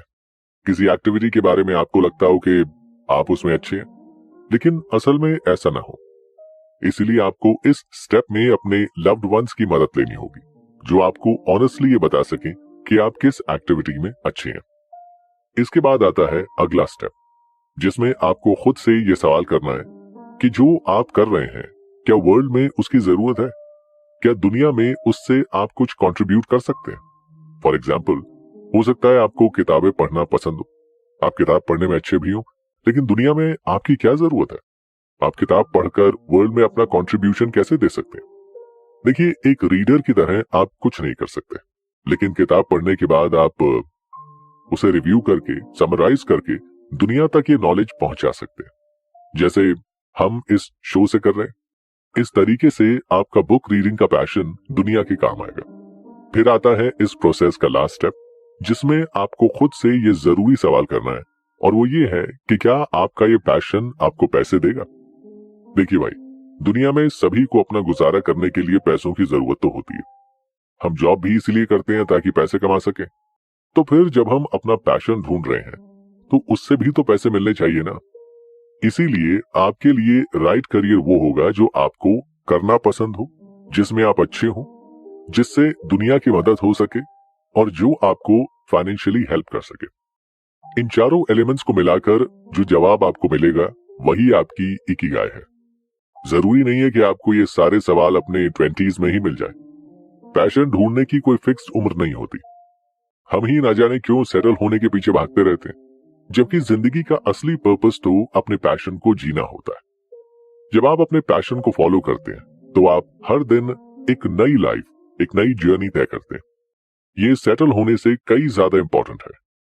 अंकुर वारिकू ने करियर के एस्पेक्ट में भी यहाँ एक और इम्पोर्टेंट सीख हमें दी है, जो है ट्रस्ट बिल्डिंग को लेकर। जब हम किसी के साथ रहते हैं या वहां काम करते हैं, तो ये बहुत जरूरी होता है कि हम उसके साथ एक ट्रस्ट बिल्ड करें, ताकि हमारे बीच का कनेक्शन अच्छा रहे। किसी इंसान का ट्रस्ट आप पर होना बहुत जरूरी है। ट्रस्ट बिल्ड करने के 3 तरीके हैं। पहला, कि आप मुश्किल समय में अपने लोगों के साथ खड़े रहें। जब आपका कोई फ्रेंड, फैमिली मेंबर या फिर मैनेजर किसी परेशानी में हो, तो आपको उनका साथ देना चाहिए, उनको सपोर्ट करना चाहिए, तभी वो आप पर ट्रस्ट कर सकेंगे। दूसरा तरीका है अपनी गलतियों और काम के लिए अकाउंटेबल होना। यानी आप जो भी कर रहे हैं, अगर उसमें आपसे कोई गलती हो जाती है, तो आप उसकी पूरी जवाबदारी लेंगे कि हाँ, ये मेरा काम है। तब लोग आप पर ट्रस्ट भी करेंगे और आपको एक रिस्पॉन्सिबल इंसान भी समझेंगे। ट्रस्ट बिल्ड करने का तीसरा तरीका है अपनी कमिटमेंट्स को समय पर पूरा करना। अगर आपने किसी से कहा कि आप कोई काम आज करेंगे, तो उसे आज ही पूरा कीजिए। हर दिन बहाने बनाना, अपने काम को टालना, अपनी रिस्पॉन्सिबिलिटीज से भागना आप पर लोगों के ट्रस्ट को कम करता है। अगर आप अच्छे से बस इन 3 तरीकों को फॉलो कर लेंगे, तो आप लोगों के मन में अपने लिए ट्रस्ट बिल्डअप कर पाएंगे और उनका सपोर्ट भी गेन कर पाएंगे। जब आपको ये लगे कि आप जो जॉब कर रहे हैं वो आपके लिए नहीं है, या आप उसे एंजॉय नहीं कर रहे हैं, तो आपके मन में कई नेगेटिव बातें आने लगती हैं। आपको एक वक्त पर यह भी लगता है कि आपको अपनी जॉब चेंज करनी है। लेकिन क्या ये इतना इजी है? क्या हम आसानी से अपना करियर चेंज कर सकते हैं? अगर हाँ, तो इसका सही तरीका क्या होना चाहिए? देखिए, पहली बात तो ये आप समझिए कि किसी से जलन की वजह से या कंपैरिजन की वजह से आप जॉब स्विच करने का डिसीजन मत लीजिए। अगर आपको लगता है कि आपका कोई दोस्त कोई काम करके आपसे ज्यादा पैसा कमा रहा है, इसीलिए आपको वही काम करना है, तो आप बहुत गलत कर रहे हैं। हमने पिछले एपिसोड में ही आपको इकिगाई के बारे में बताया था, और इतना तो आप समझ ही चुके हैं कि इकिगाई का मतलब हर एक इंसान के लिए अलग अलग होता है। आपका फ्रेंड उस फील्ड में पैसा कमा रहा है क्योंकि वो उसका पैशन है, मगर ऐसा जरूरी नहीं है कि आप भी उस फील्ड में सक्सेसफुल होंगे। इसीलिए कंपैरिजन और जेलेसी से बाहर आकर ये डिसीजन लीजिए। हाँ, अगर आपका कंसर्न ये है कि ये वाली जॉब आपको पसंद नहीं है, इसे आप एंजॉय नहीं कर पा रहे हैं, तो ठीक है, उस केस में आपका करियर चेंज करना सही है। लेकिन उसका भी एक तरीका है। आप किसी दूसरे करियर में जाने के लिए इमीडिएटली ये जॉब नहीं छोड़ सकते। याद रखिए कि आपके बिल्स, ईएमआईज, आपकी फैमिली का खर्चा, सब कुछ इस जॉब से चलता है। ये आपको फाइनेंशियली स्टेबिलिटी देती है। इसीलिए इस जॉब को आप कंटिन्यू रखिए और इससे बचने वाले वक्त में अपने पैशन को एक्सप्लोर कीजिए। इस जॉब में आपकी जो भी रिस्पॉन्सिबिलिटी, जो भी काम है, वो आप करते रहिए। अपना सारा वक्त इस जॉब को मत दीजिए, बल्कि इसमें से वक्त निकालकर साइड में अपने लिए नए करियर ऑप्शंस ढूंढते रहिए। अगर आप ये एक्सक्यूज देते हैं कि इस जॉब में इतना काम होता है, मेरे पास वक्त ही कहां बचता है, तो आपको अपने वर्ड्स पर ध्यान देने की जरूरत है। आप खुद ही चाहते हैं कि आपको इस जॉब से छुटकारा मिले और आप अपनी पसंद का काम कर सकें, तो आपके लिए आपको थोड़ा एफर्ट तो डालना ही होगा। आप इस बात पर ध्यान दीजिए कि आपको सिर्फ असाइन किए गए टास्क को पूरा करना है। आप उनमें परफेक्शन लाने या नए टास्क को लेने पर ध्यान मत दीजिए, क्योंकि एनीवे आपको ये काम आगे कंटिन्यू नहीं करना है। इसीलिए आप एम्प्लॉय ऑफ द मंथ बनने की कोशिश मत कीजिए। आप बस इतना ही एफर्ट डालिए जितना आपके काम को पूरा करने के लिए चाहिए। फिर इस काम को करने के बाद जितना भी वक्त आप निकाल पा रहे हैं, उसे आप अपने लिए एक बेटर करियर ढूंढने में लगाइए। सोचिए कि आप किस काम को करने में खुश होंगे, उसके बारे में रिसर्च कीजिए। अगर आपको रिसर्च करने के बाद लगता है कि ये करियर आपके लिए है, तो उसके लिए ऑनलाइन कोर्सेज में एनरोल कीजिए। उस काम को सीखिए, उससे फेमिलियर हो जाइए, उस प्रोसेस में अपना वक्त लगाइए। और ऐसा भी हो सकता है कि इस प्रोसेस में आपको ये करियर बोरिंग लगे, आपको लगे कि नहीं ये मेरे लिए नहीं है, तो इस केस में आपको दोबारा से स्टार्ट करना होगा। रिसर्च, प्रिपरेशन, कोर्सेज, और फिर जब आपको अपनी पसंद का करियर मिल जाए और आपको लगे कि अब आप उसमें आगे बढ़ने के लिए तैयार है, तब आप उस फील्ड से रिलेटेड जॉब्स को ढूंढना शुरू कीजिए, उनके लिए अप्लाई कीजिए, इंटरव्यूज दीजिए, और आखिर में जब आपके पास ऑफर लेटर आ जाए, तब जाकर अपनी पुरानी जॉब से रिजाइन कीजिए, ताकि तब तक आपकी सारी फाइनेंशियल नीड्स एग्जिस्टिंग जॉब से पूरी होती रहे। जब आप एक नए करियर में कदम रखते हैं या किसी नई जॉब में जाते हैं, तो एक सवाल आप सभी के मन में होता है कि अब इस करियर में ग्रो कैसे किया जाए। इसका जवाब जानने से पहले आपको ये जानना होगा कि आपके लिए करियर ग्रोथ की डेफिनेशन क्या है। आपके लिए ग्रोथ की डेफिनेशन अप्रेजल्स है, या फिर बेटर वर्क एनवायरनमेंट, या फिर प्रमोशंस और बेटर पोजीशन, या कुछ और। एक बार आपको अपनी ग्रोथ की डेफिनेशन पता चल गई, उसके बाद आप आसानी से उस डायरेक्शन में काम कर सकते हैं। ऐसा हो सकता है कि जॉब की शुरुआत में आप पैसे पर फोकस करें और जॉब के कुछ सालों बाद आपके लिए पैसा उतना मैटर ना करे। जब हम किसी जॉब में जाते हैं तो शुरुआत में हमारा पैकेज ही हमारी जॉब ज्वाइन करने का रीजन होता है, लेकिन कुछ सालों के बाद work life balance, healthy environment, quality of work, ये सब पैसों से ज्यादा मैटर करने लगते हैं। इसीलिए जब आप किसी नई जॉब में जा रहे हैं, तो आपके माइंड में ये क्लैरिटी होनी चाहिए कि आप अपनी जॉब से क्या चाहते हैं। अब जब आप करियर चेंज करेंगे, तो जाहिर है आपको नए वर्क प्लेस पर कई तरह के चैलेंजेस और चेंजेस फेस करने होंगे। आजकल लोगों के बीच कंपटीशन इतना ज्यादा है कि हर कोई खुद जीतने के बजाय दूसरों को हराने के बारे में पहले सोचता है। दूसरों के काम में ऑब्स्टिकल्स पैदा करना, उन्हें रोकना, उन्हें नीचे दिखाना, ये सब कई वर्क प्लेस का एक कल्चर बन चुका है। व्हाट इफ आपने जिस ऑफिस को ज्वाइन किया है वहां भी इस तरह की पॉलिटिक्स चलती हो। ऑफिस पॉलिटिक्स बहुत ही आम सी बात है, और ये अक्सर वहां के एनवायरनमेंट को इतना टॉक्सिक बना देती है कि हम अपना काम कर ही नहीं पाते। जनरली ऑफिस पॉलिटिक्स दो तरह की हो सकती है। एक वो जहां हाईएस्ट पोजीशन से लेकर लोएस्ट तक सभी पॉलिटिक्स में इन्वॉल्व हो, यानी आपका मैनेजर, आपका बॉस, आपका टीम लीडर, सब लोग उसे इनकरेज करते हो। और दूसरी जहां किसी टीम में ये पॉलिटिक्स चलती हो मगर मैनेजर और बॉस इसे इनकरेज ना करते हो। अगर आप पहले वाले केस में फंसे हैं जहां सभी लोग इस पॉलिटिक्स का हिस्सा हैं, तो वहां आप कुछ भी नहीं कर सकते। इस सिचुएशन में आपके पास बस दो ही रास्ते बचते हैं। या तो आप उस टॉक्सिक एनवायरनमेंट में काम कीजिए, या फिर वो जॉब छोड़कर दूसरी जॉब ढूंढ लीजिए। इस सिचुएशन में यही एडवाइजेबल है कि आप नई जॉब ढूंढ लें, क्योंकि नई जॉब ढूंढने में आपको थोड़ी ही परेशानी होगी। लेकिन अगर आप वहां काम करते रहे तो आप हर दिन परेशान होंगे और कभी भी खुश नहीं रह पाएंगे। अब बात कर लेते हैं दूसरे केस की, जहां ये पॉलिटिक्स किसी एक डिपार्टमेंट या टीम के बीच हो। ऐसे में आप इसकी कंप्लेन हायर अथॉरिटीज को कर सकते हैं। इस बात से मत डरिए कि आप नए हैं, आपकी बात कौन सुनेगा। अगर उस ऑफिस में वाकई एक हेल्थी एनवायरनमेंट को प्रमोट किया जाता है, तो आपकी बात जरूर सुनी जाएगी। कई बार ऐसा भी होता है कि हमें जो पॉलिटिक्स लगती है वो बस हमारा अलग नजरिया होता है। हो सकता है आपका मैनेजर अपना काम कर रहा हो और आप उसे किसी और को सपोर्ट करना या फेवर देना समझ रहे हो। ऐसे में आपका गलत नजरिया आपकी लाइफ मिजरेबल बना सकता है। कोशिश कीजिए कि आप अपने फिक्स्ड ओपिनियंस और माइंडसेट्स को हटाकर इस सिचुएशन को देखने की कोशिश करें। अगर इसके बाद भी आपको लगता है कि आपका मैनेजर या आपकी टीम का कोई इंसान इस तरह की पॉलिटिक्स में इन्वॉल्व है, तो आप अपनी आवाज उठा सकते हैं। आपकी मदद जरूर की जाएगी। समय के साथ आपको इस बात पर भी ध्यान देना चाहिए कि आप कैसे अपने वर्क प्लेस पर एक वैल्यूएबल एम्प्लॉय बन सकते हैं, जिसे कंपनी किसी भी कीमत पर खोना ना चाहे। कई लोगों को लगता है कि अपना काम दूसरों से बेहतर करके वो एक वैल्यूएबल एम्प्लॉय बन सकते हैं, लेकिन असल में ये हमेशा सच नहीं होता, क्योंकि हो सकता है इन फ्यूचर कोई आपसे काम बेहतर और आपसे जल्दी कर दे। ऐसे में आप अपनी कंपनी के लिए कोई यूनिक कंट्रीब्यूशन तो नहीं दे पाएंगे। फिर ऐसे केसेस में क्या किया जाना चाहिए? जब भी आपको कोई काम दिया जाता है तो उसके पीछे एक कारण होता है। उस काम का एक पर्पस होता है जिसे अचीव किया जाना है। एवरेज एम्प्लॉय बस उस असाइन टास्क के आउटपुट पर फोकस करता है, लेकिन एक वैल्यूएबल एम्प्लॉय उसके आउटकम पर फोकस करता है। ये इंश्योर करता है कि जो वो काम कर रहा है उससे उस काम का पर्पस अचीव हो पाए। फॉर एग्जाम्पल, मान लीजिए आपको आपके मैनेजर ने अपने नए क्लाइंट के साथ होने वाली मीटिंग के लिए एक प्रेजेंटेशन बनाने को कहा है, जिसमें उनकी कंपनी और काम से जुड़ी डिटेल्स ऐड करना है। इस मीटिंग में आपका काम है उस प्रेजेंटेशन को तैयार करना।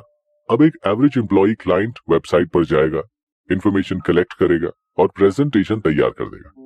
लेकिन एक वैल्यूएबल एम्प्लॉय पहले ये समझने की कोशिश करेगा इस काम के पीछे का पर्पस क्या है।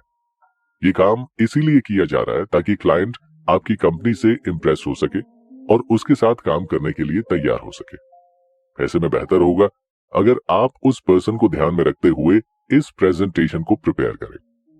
ये स्मॉल डिटेल्स आपको बाकी एम्प्लॉय से अलग करती है और आपको एक वैल्यूएबल कंट्रीब्यूटर बनाती है, जिससे कोई भी कंपनी खोना नहीं चाहेगी।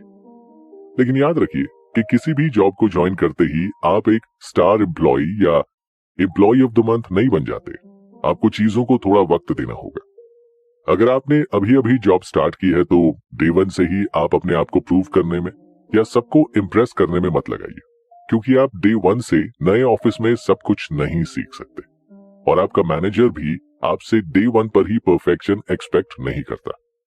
अगर आप फिर भी ऐसा करने की कोशिश करते हैं और फेल हो जाते हैं तो ये उल्टा आपके मैनेजर की नजरों में आपकी गलत इमेज क्रिएट कर सकता है और उसे लग सकता है कि आप बहुत ही इम्पेशेंट हैं या काम को लेकर आप पर भरोसा करना ठीक नहीं है। इसीलिए इस स्टेज पर आपको आउटपुट से ज्यादा फोकस इनपुट पर रखना होगा। आपको ये कोशिश करनी होगी कि आप खुद को असाइन किए गए टास्क को समझें, बाकी टीम मेंबर्स से कनेक्ट करें, ऑफिस स्टाफ से घुले मिले, ऑफिस कल्चर को समझने की कोशिश करें और सबसे इम्पोर्टेंट, लोगों को सुने। ये आपको आगे बहुत हेल्प करेगा। काम की शुरुआत में पेशेंट रहना बहुत जरूरी है। ये आपको अपना काम इफेक्टिवली पूरा करने में मदद करता है। अंकुर वारिकू का कहना है कि अगर आपने बस इन बातों को फॉलो कर लिया तो वक्त आने पर आप अपनी वर्क प्लेस में अपना इम्पैक्ट बना लेंगे। लेकिन क्या आपको नहीं लगता कि आजकल बढ़ती महंगाई, जॉब इंस्टेबिलिटी और कंपटीशन वाले जमाने में आपके पास एक से ज्यादा इनकम सोर्सेज होने चाहिए? ये आपके लिए अच्छा ही है, क्योंकि इससे आपकी कमाई भी ज्यादा होगी और आप अपने शौक भी पूरे कर सकेंगे। पर ये करना कैसे है, ये हम आपको बताएंगे अपने अगले एपिसोड में। एक इंसान के पास मल्टीपल इनकम सोर्सेज हो सकते हैं और होने भी चाहिए। इससे आप अपनी लाइफ में फाइनेंशियल स्टेबिलिटी और ग्रोथ दोनों मेंटेन रख पाते हैं। लेकिन मल्टीपल इनकम सोर्सेज के लिए भी आपको कुछ बातों का खास ख्याल रखना पड़ता है। पहली बात यह कि इन मल्टीपल सोर्सेज में आपके पास एक ऐसा स्टेबल सोर्स होना जरूरी है जो आपकी फाइनेंशियल स्टेबिलिटी का बेस हो, उसकी फाउंडेशन हो। ये फाउंडेशन आपकी वो स्टेबल और परमानेंट जॉब होगी जिससे आप किसी भी कीमत पर छोड़ नहीं सकते। मल्टीपल इनकम सोर्सेज एक मल्टी लेवल बिल्डिंग की तरह। एक बिल्डिंग में ऊपर फ्लोर्स ऐड करने के लिए हमें एक फाउंडेशन, एक बेस की जरूरत पड़ती है। आप अपनी परमानेंट जॉब को वही बेस समझ लीजिए और इसमें आप अपनी अलग अलग जॉब्स या सोर्सेज ऐड कर सकते हैं। अगर आपकी जॉब आपको अच्छा पे नहीं कर रही है, इससे सिर्फ आपका गुजारा चल रहा है, तो आपको एक दो एडिशनल इनकम सोर्सेज की जरूरत पड़ेगी, क्योंकि इसी से आप अपने शौक पूरे और अपनी सेविंग्स कर पाएंगे। इवन इफ आपकी सैलरी अच्छी है और आप उसमें खुश हैं, तब भी आपको इन सोर्सेज को एक्सप्लोर तो करना ही चाहिए। हमें जिंदगी एक ही बार मिलती है। उस एक जिंदगी में क्या हम हमेशा एक ही आइडेंटिटी के साथ जीना चाहेंगे? एक सॉफ्टवेयर इंजीनियर, एक अच्छा म्यूजिशियन, अच्छा पेंटर, अच्छा कॉमेडियन भी तो हो सकता है। एक अच्छा सर्जन, एक अच्छा मॉडल भी तो हो सकता है। इसीलिए हमेशा अपने उस एडिशनल इनकम सोर्स को ढूंढने की कोशिश कीजिए और उससे पैसा भी कमाइए और एंजॉय भी कीजिए। ऐसा हो सकता है कि एग्जिस्टिंग जॉब में आपका काम इतना डिमांडिंग हो कि आपको बाकी चीजों पर ध्यान देने का वक्त ही ना मिले, लेकिन थोड़ी प्लानिंग और एफर्ट्स के साथ आप ये भी अचीव कर सकते हैं। जनरली वीकेंड्स पर तो हम फ्री होते ही हैं और वीकडेज पर भी कई घंटे हम यूं ही बर्बाद कर देते हैं। तो केयरफुल प्लानिंग करके अगर हम इस समय को अपनी साइड अर्निंग के लिए यूज करें तो ये हमारे लिए अच्छा होगा। इस साइड अर्निंग के सोर्स को ढूंढते वक्त आपको 3 बातों का ख्याल रखना है। पहली, आपको इसे एक्सप्लोर और परस्यू करने में सफिशिएंट टाइम इन्वेस्ट करना होगा, जैसे ये आपकी प्रोफेशनल जॉब ही हो। दूसरा, आप इस जॉब को ये सोचकर शुरू मत कीजिए कि इससे पैसा मिलेगा, बल्कि इस सोच के साथ शुरू कीजिए कि आप इसे एंजॉय करेंगे। अगर आप कोई काम सिर्फ पैसों के लिए शुरू कर रहे हैं तो आप कभी उसके लिए वक्त नहीं निकाल पाएंगे और ना ही उसे एंजॉय कर पाएंगे। और तीसरा काम ऐसा ढूंढिए जो आपके सोल और आपकी पॉकेट दोनों के लिए अच्छा हो, सिर्फ किसी एक चीज के लिए नहीं। अंकुर वारिकू ने बुक में आगे गैप ईयर के बारे में भी बताया। वो लिखते हैं कि गैप ईयर आजकल काफी पॉपुलर हो गया और हर कोई अपने इंटरेस्ट को एक्सप्लोर करने के लिए ईयर गैप ले रहा है। पहले के जमाने में न्यू अपॉर्चुनिटीज बहुत कम थी, इसी वजह से हमारे पेरेंट्स अपनी जॉब और करियर चेंज नहीं कर पाते थे और रिटायरमेंट तक एक ही जॉब में अटके रहते थे। पर अब जमाना बदल गया है, अब हमारे पास कई अपॉर्चुनिटीज हैं। अगर आप भी अपने करियर में एक गैप ईयर लेने का सोच रहे हैं तो आपको इन 3 एस्पेक्ट्स को समझना होगा। पहला, एक स्टूडेंट बनना, जहां आप अपने इंटरेस्ट की डिफरेंट फील्ड्स और सब्जेक्ट्स को एक्सप्लोर करेंगे। इस एक्सप्लोरेशन में आपको इन बातों का ख्याल रखना है कि आप किस काम को करने में अच्छे हैं और आप किस काम को करके खुश होते हैं। मान लीजिए आपको सॉफ्टवेयर डेवलपमेंट में इंटरेस्ट है, तो इसके लिए आपको एक ऐसा कोर्स ज्वाइन करना होगा जो आपको इस फील्ड में जाने में मदद करे। साथ ही आपको इस फील्ड में काम कर रहे लोगों से बात भी करनी होगी, उनसे उनका पर्सपेक्टिव जानना होगा। साथ ही ऐसे लोगों से बात करने की भी कोशिश कीजिए जो पहले इस फील्ड में थे लेकिन अब नहीं है, ताकि आप उनका नजरिया भी समझ सकें। इस एक्सप्लोरेशन और कोर्स के बाद आपको ये समझ आने लगेगा कि आपको इस फील्ड में मजा आ रहा है या नहीं।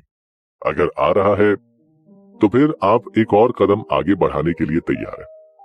अपनी आगे की तैयारी के लिए आप किसी प्रोजेक्ट पर काम कर सकते हैं, कहीं इंटर्नशिप ज्वाइन कर सकते हैं, कोई फ्रीलांसिंग वर्क कर सकते हैं, जिससे आपको इस फील्ड का प्रैक्टिकल एक्सपोजर मिल सके। इस फेज में आप पैसों पर ध्यान मत दीजिए। ये मत सोचिए कि ये इंटर्नशिप मुझे कितना पे कर रही है, बल्कि ये सोचिए कि मैं इससे कितना सीख रहा हूं। अब आते हैं हम गैप ईयर के सेकेंड एस्पेक्ट पे, जो है कम्युनिटी बिल्डिंग। इसमें आपको अपने साथ कुछ ऐसे लोगों को जोड़ना होगा जो आप ही की तरह हो, आपका इंटरेस्ट सेम हो और जो आपको सपोर्ट कर सके। अगर आपको अपने आसपास ऐसे लोग नहीं मिलते तो आप सोशल नेटवर्क्स का सहारा ले सकते हैं। आप बस इस कम्युनिटी के साथ रहकर हर चीज ऑब्जर्व कीजिए, एक दूसरे की हेल्प कीजिए, एक्सपीरियंस शेयर कीजिए। इतना करना ही आपके बहुत काम आएगा। ये भी हो सकता है कि इस कम्युनिटी में आपको नेक्स्ट अपॉर्चुनिटी मिल जाए। गैप ईयर का आखिरी एस्पेक्ट है रिफ्लेक्शन। जो सवाल आपने एक्सप्लोरेशन की शुरुआत में खुद से किए थे, उन्हें वापस कीजिए। क्या आप इस काम में अच्छे हैं? क्या आप इस फील्ड में खुश हैं? खुद से पूछिए कि क्या यही काम मैं अगले 5 से 10 सालों तक कर सकूंगा? क्या मैं इसे उतना ही एंजॉय कर सकूंगा जितना अभी कर रहा हूं? ये सवाल आपको अपने डिसीजन को मजबूत बनाने में मदद करेगा और आपको आगे बढ़ने का मोटिवेशन देगा। अब तक के एपिसोड्स में हमने बुक के 2 पार्ट्स को कवर किया। अब अगले एपिसोड में हम बुक के तीसरे पार्ट को शुरू करेंगे और जानेंगे कि अंकुर वारिकू का लोगों के मैनेजमेंट पर क्या कहना है। इस एपिसोड से हम शुरुआत करेंगे इस बुक के तीसरे पार्ट की, जिसे अंकुर वारिकू ने नाम दिया है हाउ टू मैनेज पीपल।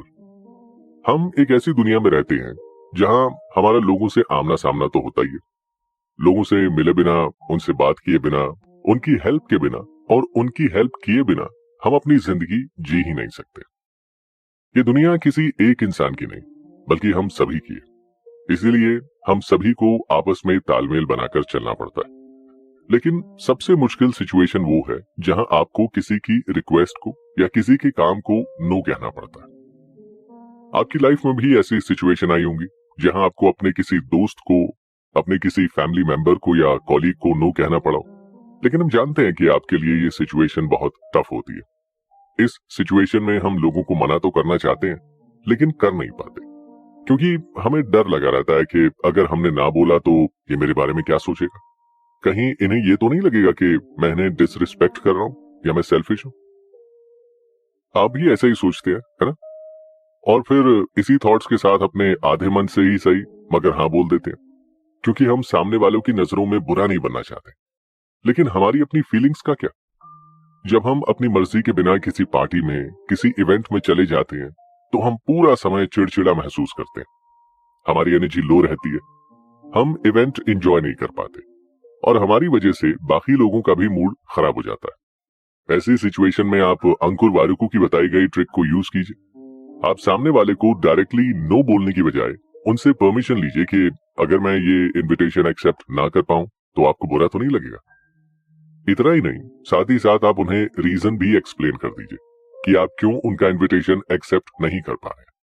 हो सकता है आज ऑफिस में आपका दिन हेक्टिक रहा हो, इसीलिए आप थके हुए हो, या हो सकता है कि आपका मूड आज कुछ ठीक ना हो, तबीयत ठीक ना हो, या सिंपली बस आपका जाने का मन ना हो। जो भी रीजन है, आप उन्हें एक्सप्लेन कीजिए, आई एम श्योर वो समझेंगे। नो कहना कोई बुरी बात नहीं है, स्पेशली तब जब आपके पास ना कहने का जेन्युइन रीजन हो। अगर आप किसी को एक्सप्लेनेशन के बिना डायरेक्टली मना कर रहे हैं तो हो सकता है वो अपने दिमाग में खुद का एक्सप्लेनेशन बना ले, लेकिन अगर आप खुद ही उन्हें रीजन बता देते हैं तो चीजें क्लियर हो जाती हैं और मिसअंडरस्टैंडिंग की गुंजाइश नहीं बचती।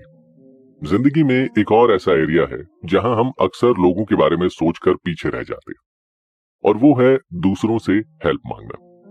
जब हम किसी मुश्किल में पड़ जाते हैं या किसी सवाल पर अटक जाते हैं तो हमें एक एक्सटर्नल हेल्प की जरूरत पड़ती है, या तो किसी टीचर से या फ्रेंड से या इंटरनेट से या फिर पॉडकास्ट या वीडियो से।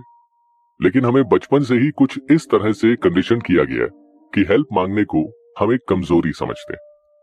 देखिए, अगर आपको नॉलेज चाहिए तो इस चीज में इंटरनेट आपकी हर पॉसिबल मदद कर सकता है, लेकिन कई बार सिर्फ नॉलेज मिल जाना सफिशिएंट नहीं होता। यानी उसे गेन करने के लिए, उसे समझने के लिए हमें हेल्प भी चाहिए होती। अगर सिर्फ नॉलेज से हम आगे बढ़ सकते तो आज स्कूल कॉलेज ना होते। हम बस बुक्स खरीदते, उन्हें पढ़ते और साइंटिस्ट, इंजीनियर, डॉक्टर्स बन जाते। लेकिन ये प्रोसेस इतना आसान नहीं होता और यहाँ हमें एक टीचर की हेल्प की जरूरत होती है। लेकिन हेल्प मांगने के लिए भी एक कंडीशन है कि आपको अपनी हेल्प पहले खुद से करने की कोशिश करनी होगी।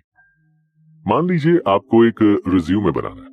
अब इसके लिए आप डायरेक्टली किसी से हेल्प मांगने नहीं जाएंगे, बल्कि आप पहले इंटरनेट पर रिज्यूमे का format, font, common mistakes, dos and don'ts, ये सब कुछ सर्च करेंगे और खुद से एक रिज्यूमे बनाकर जॉब के लिए अप्लाई करेंगे। इसके बाद अगर आपका रिज्यूमे रिजेक्ट हो जाता है तब आप किसी एक्सपर्ट से इस पर हेल्प मांगेंगे। अगर आप रिज्यूमे बनाए बिना ही उस एक्सपर्ट के पास जाएंगे तो वो समझ जाएगा कि आप खुद से कुछ नहीं करना चाहते, बल्कि हर चीज में बस उन्हीं की हेल्प चाहते हैं। एक और बात जो अंकुर वारिकू ने इस चैप्टर में बताई है वो ये है कि हमें हेल्प और एडवाइस के बीच का फर्क जानना होगा। हेल्प हम तब लेते हैं जब हम किसी काम में अटक जाते हैं और आगे नहीं बढ़ पाते, जैसे रिज्यूमे बनाने के बाद हुआ। वहीं एडवाइस हम तब लेते हैं जब हम किसी डिसीजन में फंसे होते हैं और कोई डिसीजन नहीं ले पाते। किसी से हेल्प या एडवाइस लेने के लिए आपको ये बात अच्छे से पता होनी चाहिए कि आपको एग्जैक्टली किस चीज को लेकर हेल्प या एडवाइस चाहिए, अदरवाइज सामने वाला आपकी मदद नहीं कर पाएगा। ये बात जानने के लिए कि आपको एग्जैक्टली किस एरिया में हेल्प की नीड है, आप कार मॉडल फॉलो कर सकते हैं। कार में सी का मतलब है कॉन्टेक्स्ट, जो आपको बताएगा कि आप किस कॉन्टेक्स्ट में स्टक हैं। ए का मतलब है एक्शंस, जिससे आप ये जान पाएंगे कि आपके अब तक उस सिचुएशन से निकलने के लिए क्या एक्शन लिए। और आर का मतलब है रिजल्ट्स, जो आपको बताएगा कि आपको अपने एक्शन से क्या रिजल्ट मिले और वो क्यों आपके लिए सैटिस्फाइंग नहीं है। इस अप्रोच के बाद आपको पता चल जाएगा कि आपको एग्जैक्टली कहां हेल्प की जरूरत है। इसके बाद आप बहुत ही क्लियर सेंटेंसेस में हेल्प के लिए लोगों को अप्रोच कर सकते हैं ताकि वो समझ पाए कि आप एग्जैक्टली क्या चाहते हैं। और एक बार जब उनकी हेल्प से आपकी मदद हो जाए, आपको रिजल्ट मिल जाए, तो उन्हें थैंक यू कहना मत भूलिए। बचपन में और टीनेज में भी हमारे कई दोस्त होते थे और ये दोस्त बड़ी आसानी से बन जाते थे। लेकिन बड़े होने के बाद फ्रेंडशिप का प्रोसेस काफी मुश्किल हो गया है। हम आसानी से लोगों के साथ घुल मिल नहीं पाते। हम लोगों के साथ दोस्ती करने में वक्त लगाते हैं, है ना? अंकुर वारिकू का कहना है कि दोस्ती करने के इरादे से बात करना ही आपका पहला गलत स्टेप है। अगर आप अपने माइंड में ये थॉट रख के किसी से मिलते हैं कि वो आपका दोस्त बन जाए, तो आप रियल नहीं बल्कि एक फेक पर्सनालिटी के साथ उसे अप्रोच करते हैं ताकि वो आपको पसंद करे। दोस्ती ऐसे नहीं होती कि आप गए, आपने किसी से कहा कि चलो दोस्त बन जाते हैं और आप दोस्त बन गए। दोस्ती तो एक हार्ट टू हार्ट कनेक्शन होता है और ये कनेक्शन तभी बनता है जब आपको सामने वाले की कोई बात पसंद आए, सामने वाले को आपकी कोई बात पसंद आए और फिर आप अपनी रियल पर्सनैलिटी के साथ मिले जुले और एक दूसरे को जाने। याद रखिए, एक स्ट्रॉन्ग फ्रेंडशिप खुद को अच्छा दिखाकर या फ्रेंडली प्रिटेंड करने से नहीं बनती, बल्कि आप जैसे हैं वैसे बने रहकर ही होती है। आप याद कीजिए कि आपका जो भी बेस्ट फ्रेंड है उससे आप पहली बार कब और कैसे मिले थे। आप जब भी उससे पहली बार मिले थे तब आपने उसे इम्प्रेस करने की कोशिश नहीं की होगी।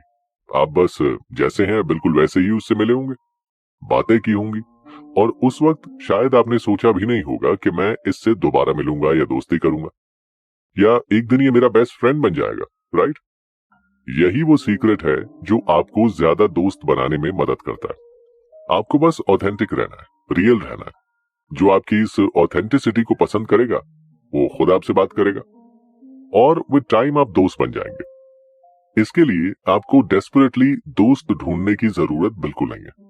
इवन रोमांटिक रिलेशनशिप्स भी ऐसे ही होते हैं। आप कोई टैग लेकर बाहर नहीं जाते कि आई वॉन्ट अ बॉयफ्रेंड और आई वॉन्ट अ गर्लफ्रेंड। आप लोगों से मिलते हैं, उन्हें जानते हैं, समझते हैं, फिर उनकी बातें आपको पसंद आती हैं, उनका नेचर, उनकी पर्सनैलिटी, उनका कैरेक्टर, और आपको उनसे प्यार हो जाता है। अगर ऐसा ना करके आप डेस्परेटली एक पार्टनर की तलाश करेंगे और हर किसी को इम्प्रेस करने के लिए एक फेक पर्सनैलिटी लेकर घूमेंगे, तो आपको लोगों से और लोगों को आपसे फिजिकल अट्रैक्शन होगा, प्यार नहीं। जब भी आप लोगों से इंटरैक्ट करें तो ये सोचकर मत कीजिए कि उन्हें इम्प्रेस करना है, बल्कि ये सोचकर कीजिए कि मुझे उनके बारे में जानना है। उनसे क्वेश्चन पूछिए, उनके बैकग्राउंड के बारे में जानिए, उनके लाइक्स डिसलाइक्स सब कुछ जानने की और उन्हें समझने की कोशिश कीजिए। तभी आप उनके साथ एक कनेक्शन डेवलप कर सकेंगे। कई लोग ऐसे भी होते हैं जिन्हें दोस्तों की जरूरत नहीं होती, वो बस अपनी कंपनी एंजॉय करते हैं। उन्हें बस खुद के साथ रहना पसंद होता है। ये नॉर्मल है और आप ऐसे भी हो सकते हैं। हो सकता है आपको अपनी कंपनी पसंद हो और लोगों के बीच आपको खुशी ना मिलती हो। अगर ऐसा है तो आप अपनी जिंदगी दोस्तों के बिना गुजार सकते हैं, इसमें कोई खराबी नहीं है। लेकिन आपको खुद से ये सवाल करना होगा कि क्या मैं वाकई लोगों से इसीलिए नहीं मिल रहा हूं कि मुझे अपनी कंपनी पसंद है, या फिर मैं लोगों से मिलने में शाय हूं और किसी को दोस्त ना बना पाने के डर से लोगों से दूर हूं। इस सवाल का जवाब आपके अलावा किसी और के पास नहीं है। अगर आप ये सोचकर लोगों से नहीं मिल रहे कि वो आपको पसंद नहीं करेंगे और आप उनसे बात नहीं कर पाएंगे, तो ये गलत तरीका है, क्योंकि इसका मतलब तो आप वो इंसान नहीं है जो दोस्त के बिना रह सकता है। इसका मतलब कि आपको दोस्तों की जरूरत है, लेकिन आप बस दोस्त बना नहीं पा रहे। इसीलिए अपने आप से जेन्युइन क्वेश्चन कीजिए और उनके ऑनेस्ट जवाब ढूंढिए। अगर आपको लगता है कि आप दोस्तों के बिना खुश हैं, तो फिर इससे बेहतर तो क्या ही होगा। आप हर सिचुएशन में खुद को संभाल सकेंगे। जब बात लाइफ पार्टनर को ढूंढने की आती है, तब भी हम सेम गलती करते हैं और डेस्परेटली एक पार्टनर की तलाश में रहते हैं। ये अप्रोच बिल्कुल ठीक नहीं है, क्योंकि इसमें भी वही बेसिक प्रॉब्लम है जो फ्रेंड्स ढूंढने में थी। अगर आप एक डेडलाइन लेकर अपनी लाइफ पार्टनर की तलाश में निकलेंगे कि मेरे पास तो बस इतने ही साल है, मुझे किसी ना किसी को ढूंढकर अब सेटल होना ही है, तो आप अक्सर गलत इंसान चूज कर लेते हैं। लाइफ पार्टनर ढूंढना एक बहुत बड़ा और इम्पोर्टेंट टास्क है। यहाँ हम किसी भी तरह से गलती नहीं कर सकते। सच बात कहूं तो हमें सबसे अच्छा पार्टनर तब मिलता है जब हम उसकी तलाश ना कर रहे हो। जब हम अपनी जिंदगी में खुश हों, अपनी जिंदगी को अच्छा बनाने में लगे हों और एक पार्टनर की जरूरत ना महसूस कर रहे हो, तब वो हमारी लाइफ में एंट्री लेता है और इसे बेटर से बेस्ट बना देता है। अंकुर वारिकू का कहना है कि जब हम किसी से मिलें, रिलेशनशिप में आए, तो हमें इस रिश्ते को थोड़ा वक्त देना चाहिए। इसका रीजन ये है कि शुरुआत के कुछ महीने तो अक्सर हमें सामने वाले की हर बात अच्छी लगती है। वो जो भी कहे, वो जो भी करे, हमें सब क्यूट लगता है और हम किसी और बात पर ध्यान ही नहीं देते। लेकिन एक साथ वक्त बिताने के बाद हमें उसमें और उसे हम में वो क्रैक्स दिखाई देने लगते हैं जो हमारी पर्सनैलिटी में होते हैं।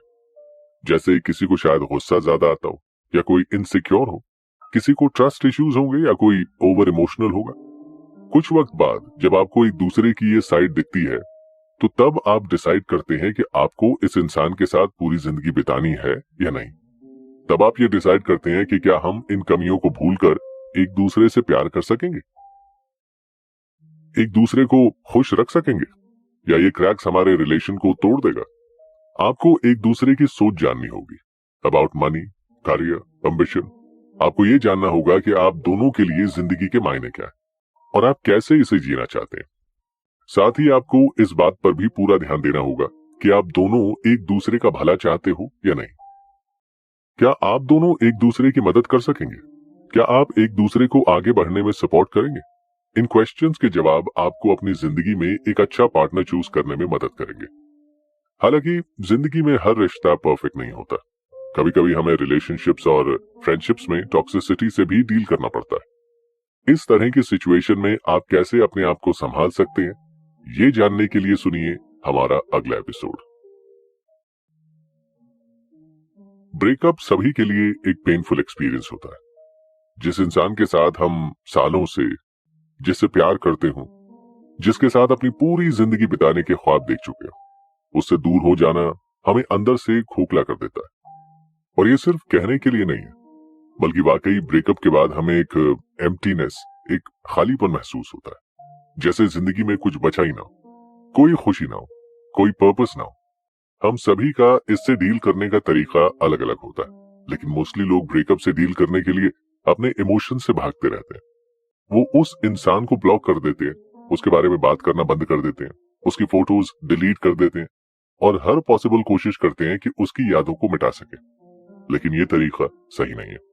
सच्चाई यही है कि ऐसा करके आपको कोई रिजल्ट हासिल नहीं होगा। हर डिफिकल्ट सिचुएशन से डील करने का, उसे ओवरकम करने का एक ही तरीका होता है, और वो है एक्सेप्टेंस। जब तक आप इस सिचुएशन को एक्सेप्ट नहीं करेंगे कि वो इंसान अब आपकी जिंदगी में नहीं है और आपको उसके बिना रहना होगा, तब तक आप अपने ब्रेकअप के दर्द से बाहर नहीं आ पाएंगे। हाँ, ये बहुत मुश्किल और पेनफुल होगा कि आप उन मेमोरीज को बार बार अपने माइंड में रिकॉल करें, लेकिन यही मुश्किल आगे जाकर आपको इस ब्रेकअप से उभरने में मदद करेगी। चीजों को इग्नोर करने के बजाय और अपने दर्द को दबाने की बजाय उसे फील कीजिए, उसका सामना कीजिए। आपको अपनी पुरानी चैट्स पढ़ने से डर लग रहा है क्योंकि आप उसे पढ़कर दुखी नहीं होना चाहेंगे, लेकिन आपको उसे पढ़ना चाहिए क्योंकि ऐसे ही आप उस दर्द का सामना कर पाएंगे। चीजों को महसूस होने दीजिए, दर्द को महसूस होने दीजिए, जितने दिन, जितने हफ्ते, जितने महीने लगे, और आप देखेंगे कि हर दिन ये चीजें आपको कम परेशान करेंगी। आज आप अपनी हैप्पी कपल पिक्चर देखकर जितने दुखी हो रहे हैं, 2 हफ्ते बाद उससे कम दुखी होंगे, फिर कुछ दिनों बाद और कम, और फिर कम और कम, और एक दिन आएगा जब आपको इससे फर्क ही नहीं पड़ेगा क्योंकि आप ये सच एक्सेप्ट कर चुके होंगे। रिलेशनशिप में रहकर हमारी सबसे बड़ी गलती ये होती है कि हम अपनी खुशियों के लिए दूसरों पर डिपेंडेंट हो जाते हैं। हमें लगता है कि हम खुश इसीलिए हैं क्योंकि ये इंसान हमारी लाइफ में, जबकि आपको अपनी खुशियों के लिए सिर्फ खुद पर डिपेंडेंट होना चाहिए। ऐसा करने से कोई आपकी जिंदगी में हो या ना हो, आप हमेशा खुश रहेंगे। रिलेशनशिप्स हमें खुश रखने के लिए नहीं, बल्कि हमारी खुशियां बांटने के लिए होनी चाहिए। अगर आप एक ऐसी रिलेशनशिप से बाहर आए हैं जो एक टॉक्सिक रिलेशनशिप थी, जहां अपने पार्टनर के साथ रहकर भी आप अकेला और वर्थलेस महसूस करते थे, तो फिर तो आपको बिल्कुल भी गिल्ट और रिग्रेट नहीं होना चाहिए, बल्कि आपको इस अपॉर्चुनिटी के लिए थैंकफुल होना चाहिए कि आपको खुद से प्यार करने का मौका मिला है। हर एक रिलेशनशिप में ये बहुत जरूरी है कि हम कुछ बाउंड्रीज सेट करें। ये boundaries negotiable and non negotiable दोनों हो सकती है। नेगोशिएबल बाउंड्रीज वो हैं जहां ओकेजनल चेंजेस बर्दाश्त किए जा सकते। फॉर एग्जाम्पल, अगर आपने किसी से कहा कि आप बहुत पंक्चुअल हैं और आपको लोगों का देरी करना पसंद नहीं है, तो ये एक नेगोशिएबल बाउंड्री है। अब अगर आपका कोई बहुत अच्छा दोस्त एक दो बार लेट हो भी जाता है तो आप उससे रिश्ता तो नहीं तोड़ देंगे ना, राइट? अब बात आती है नॉन नेगोशिएबल बाउंड्रीज की। तो वो बाउंड्रीज जिन्हें क्रॉस नहीं किया जा सकता। फॉर एग्जाम्पल, अगर आप अपने फ्रेंड को ये बता चुके हैं कि आपको अपनी सेल्फ रिस्पेक्ट पर चोट बर्दाश्त नहीं है, या फिर आप किसी स्पेसिफिक टॉपिक्स पर बात करना पसंद नहीं करते हैं, जैसे रिलीजन, तो आपके फ्रेंड्स को इन बाउंड्रीज को क्रॉस नहीं करना चाहिए, क्योंकि किसी भी सिचुएशन में इन बाउंड्रीज से कॉम्प्रोमाइज नहीं किया जाएगा। जब आप अपने लिए कोई बाउंड्री सेट करते हैं तो आपके आसपास के लोगों को ये बताना बहुत जरूरी है। अदरवाइज उन्हें कैसे पता चलेगा कि आपको कौन सी बात पसंद है और कौन सी नहीं। इट्स बेटर कि पहली बार गलती होने पर ही आप उन्हें ये क्लियर कर दें कि आपको कौन सी बात बर्दाश्त है और कौन सी नहीं। इससे वो आगे इस तरह की बात नहीं करेंगे। कई बार फ्रेंडशिप्स और रिलेशनशिप्स टॉक्सिक हो जाते हैं क्योंकि सामने वाला हमसे कुछ और एक्सपेक्ट करता है और हम उससे कुछ और एक्सपेक्ट करने लगते हैं। ऐसी सिचुएशन को सिर्फ आराम से बैठकर और बात करके ही सॉल्व किया जा सकता है। हो सकता है बात करके आपका मन और डाउट्स और नेगेटिविटी दूर हो जाए और आपके बीच सब कुछ ठीक हो जाए। बात करने के बाद भी अगर आपको लगता है कि चीजें सही नहीं हो रही हैं, तो आप उस फ्रेंडशिप और रिलेशनशिप को वहीं खत्म कर दीजिए। यही आपके लिए बेहतर होगा। आप ध्यान रखिए कि छोटी छोटी बातों पर आपको फ्रेंडशिप खत्म करने की नौबत ना आए, क्योंकि दोस्ती में एक दूसरे की छोटी मोटी गलतियां तो इग्नोर हो ही जाती हैं। इस एपिसोड तक हमने इस बुक के 3 पार्ट्स कवर कर लिए। आइए अब बढ़ते हैं इस बुक के आखिरी पार्ट की तरफ, जहां हम जानेंगे कि हम अपने आप को किस तरह मैनेज करें। इस एपिसोड से हम बुक के 4th पार्ट की तरफ बढ़ रहे हैं। अंकुर वारिकू ने इसे नाम दिया है मैनेजिंग योरसेल्फ, यानी आप अपने आप को कैसे मैनेज कर सकते हैं। एक्चुअली आप अपने आसपास किसी भी चीज को बदलने से पहले अपने आप को बदलना बहुत जरूरी है। जब तक आप खुद को नहीं बदलेंगे तब तक आप कुछ नहीं बदल सकते, और इस बदलाव की शुरुआत होगी अपने आप को मैनेज करने से। इस एपिसोड में सबसे पहले हम जानेंगे पेशेंस के बारे में। आजकल हर किसी का यही प्रॉब्लम है कि वो अपने पेशेंस को खोता जा रहा है। स्पेशली ये हमारी नई जनरेशन, किसी भी चीज का इंतजार करना हमें बिल्कुल बर्दाश्त ही नहीं है, बल्कि हमें सब कुछ एकदम इंस्टेंटली चाहिए, जैसे 2 मिनट वाली मैगी। और इसमें गलती हमारी भी है। हमें बचपन से सब चीजें इतनी आसानी से मिल गई हैं कि हमारे अंदर पेशेंस कभी डेवलप ही नहीं हो पाया। आप कभी अपने पेरेंट्स को देखिए, वो आपसे कई ज्यादा पेशेंस रखते हैं। वो हर मिनट व्हाट्सएप चेक नहीं करते, वो ऑनलाइन शॉपिंग करते ही अपने प्रोडक्ट्स का बेसब्री से इंतजार नहीं करते, और कोई भी चीज हो अगर उन्हें उसकी जरूरत है तभी वो उसका इंतजार आसानी से कर लेते हैं। ऐसा इसीलिए क्योंकि शुरू से उन्होंने कोई भी चीज इंस्टेंटली नहीं पाई है। पुराने जमाने में मोबाइल फोन्स नहीं थे कि बस नंबर डायल किया और बात हो गई।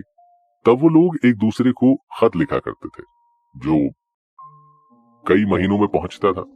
उनके पास ऑनलाइन शॉपिंग का ऑप्शन भी नहीं था कि एक क्लिक पर सामान घर आ जाए, बल्कि उन्हें तो मार्केट जाकर लंबी लंबी लाइंस में खड़े रहकर सामान लेना पड़ता था।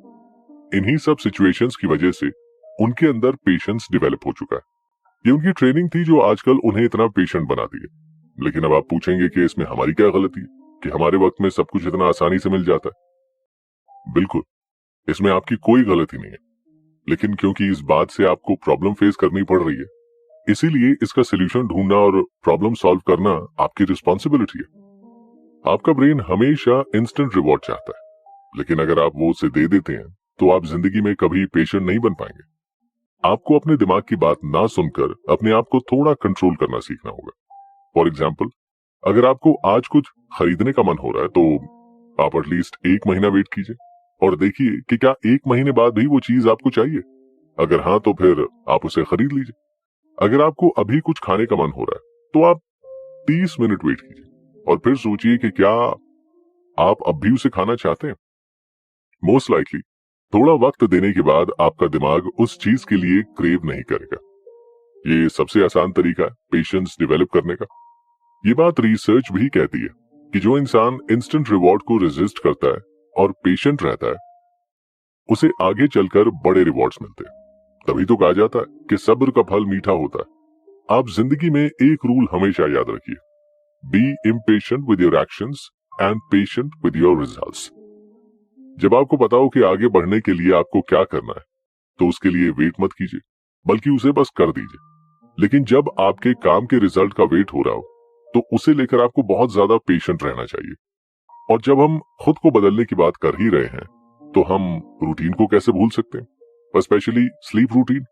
आजकल की जनरेशन का कोई स्लीप रूटीन है ही नहीं, और आप माने या ना माने, यही उनकी अनऑर्गेनाइज्ड और टायर्ड जिंदगी का सबसे बड़ा कारण है। एक फिक्स्ड डेली रूटीन और स्लीप रूटीन आपकी जिंदगी में होना बहुत जरूरी है, क्योंकि ये डायरेक्टली आपकी हेल्थ, प्रोडक्टिविटी और काम को अफेक्ट करता है। एक हेल्थी स्लीप रूटीन आपके पूरे दिन का फाउंडेशन होता है। आपका दिन कैसा जाएगा, आप कितने प्रोडक्टिव रहेंगे, कैसा फील करेंगे, ये सब आपके स्लीप रूटीन पर ही डिपेंड करता है। और एक आप हैं जो इस पर ध्यान ही नहीं देते। एक हेल्थी स्लीप रूटीन का मतलब है कि आप हर रोज सेम टाइम पर सोएं और सेम टाइम पर जाग जाएं। आपका रूटीन बनाने के लिए ये बहुत जरूरी है, क्योंकि हमारी बॉडी की अपनी प्रोसेसेस होती हैं जो वो हमारे सोते वक्त पूरी करती हैं। साथ ही हमारी बॉडी की एक इंटरनल क्लॉक भी होती है जो बिल्कुल टाइमली चलती है। अगर एक दिन हम 10 बजे सोते हैं, अगले दिन 12 बजे और उसके अगले दिन 4 बजे, तो हमारी बॉडी की इंटरनल क्लॉक बिगड़ जाती है और उसे अपना काम करने में डिफिकल्टी होती है। अपने स्लीप रूटीन को फिक्स करते वक्त आपको इस बात का भी ख्याल रखना होगा कि आप सोने से 1 घंटा पहले स्क्रीन को बाय बाय कह दें। इसका रीजन यह है कि नींद आने के लिए हमारे दिमाग को शांत करना होता है, लेकिन जब हम सोने से पहले वीडियोस देखते हैं, रील्स देखते हैं, चैट करते हैं, तो हमारा माइंड काम होने की बजाय एक्टिव हो जाता है और इससे हमारी नींद डिस्टर्ब होती है। इसीलिए कोशिश करें कि आप सोने से पहले कोई अच्छी सी किताब पढ़ें जिसमें आपका दिमाग ज्यादा यूज ना करना पड़े, जैसे पोइट्री, या फिर आप सॉफ्ट म्यूजिक सुन लीजिए, जर्नलिंग कर लीजिए। ये भी आपके दिमाग को शांत रखने में मदद करेगा। जिस तरह सोने से पहले आप अपने दिमाग को शांत कर रहे हैं, उसी तरह उठने के बाद भी इसे धीरे धीरे एक्टिवेट किया जाना चाहिए। उठते ही अगर आप दौड़ भाग में लग जाएंगे तो ये आपके माइंड के लिए ठीक नहीं है। इसीलिए कोशिश करें कि आप ऑफिस के वक्त से थोड़ा पहले उठें और अपनी मॉर्निंग आराम से शुरू करें। अगर आपको सुबह जल्दी उठने में प्रॉब्लम होती है, तो धीरे धीरे अपने उठने के टाइम को कम करने की कोशिश कीजिए। पहले अगर आप 8 बजे उठते थे, तो 3 हफ्तों के लिए 7:50 पर उठकर देखिए, फिर 3 हफ्ते 7:40 और फिर 7:30। ऐसा करके आप अपनी बॉडी को एक नई हैबिट के सडन शॉक से बचा लेंगे और कुछ हफ्तों में आप अपने डिजायर्ड वक्त पर भी उठने लगेंगे। इस हैबिट में टाइम जरूर लगेगा, लेकिन ये हैबिट आपकी लाइफ में आसानी से और परमानेंटली आ जाएगी। और ये तरीका सिर्फ जल्दी उठने के लिए नहीं, बल्कि आपकी बाकी हैबिट्स के लिए भी काम करेगा। दरअसल हमारे दिमाग को एक सडन चेंज से डील करने में बहुत एनर्जी लगानी पड़ती है और हमारा दिमाग ये बिल्कुल पसंद नहीं करता कि उसकी एनर्जी कहीं वेस्ट हो। इसीलिए जब भी हम अचानक अपनी आदतों को बदलने की कोशिश करते हैं, तो ये उसे रेजिस्ट करता है। अगर ऐसा ना करके आप धीरे धीरे अपनी आदतों को बदलते हैं, तो दिमाग को उतनी एनर्जी लगाने की जरूरत नहीं पड़ती है और वो आसानी से नई आदतों को अपनाता है। हैबिट्स बदलने में डिस्ट्रैक्शंस आते हैं और हो सकता है एट टाइम्स आपका मोटिवेशन भी कम पड़ जाए, लेकिन आपको समझदारी से काम लेकर इन डिस्ट्रैक्शंस को कम करना होगा। अगर आप स्मोकिंग करना छोड़ना चाहते हैं, तो घर में सिगरेट रखना बंद कर दीजिए। अगर आप जंक फूड खाने से बचना चाहते हैं, तो अपने फोन से फूड डिलीवरी एप्स को हटा दीजिए। अगर आप शॉपिंग की आदत छोड़ना चाहते हैं, तो अपने फोन से शॉपिंग एप्स हटा दीजिए। इस तरह से आप अपनी हर हैबिट के बीच में आने वाले डिस्ट्रैक्शन को कम कर सकते हैं। जिंदगी में हमारा एक और मिसकंसेप्शन होता है, या यूं कहें कि हमारी बुरी आदत होती है। हमें लगता है कि जरूरत पड़ने पर लोग हमें संभाल लेंगे, जबकि जिंदगी में आपको खुद ही अपने आप को संभालना होता है। इस बारे में अंकुर वारिकू ने अपनी बुक में बहुत अच्छी बातें लिखी हैं। रियल वर्ल्ड में सुपर हीरोज नहीं होते जो हर बार आपको प्रॉब्लम से बचाने आए।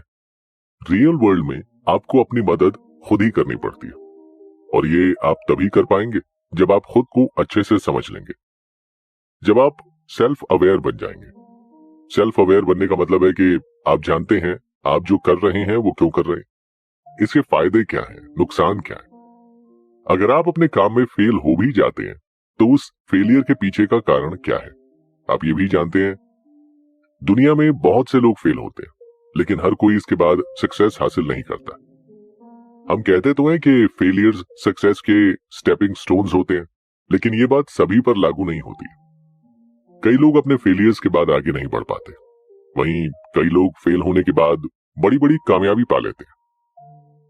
ये वो लोग हैं जो थोड़ी देर के लिए रुककर बैठकर इस बात पर ध्यान देते हैं कि उनके फेलियर्स का कारण क्या है, आखिर वो फेल क्यों हुए। वहीं कई लोग इस बात से बहुत डरते हैं, अपने फेलियर के बारे में सोचना, उसे एनालाइज करना उन्हें बिल्कुल पसंद नहीं है, इसीलिए वो कभी आगे नहीं बढ़ पाते।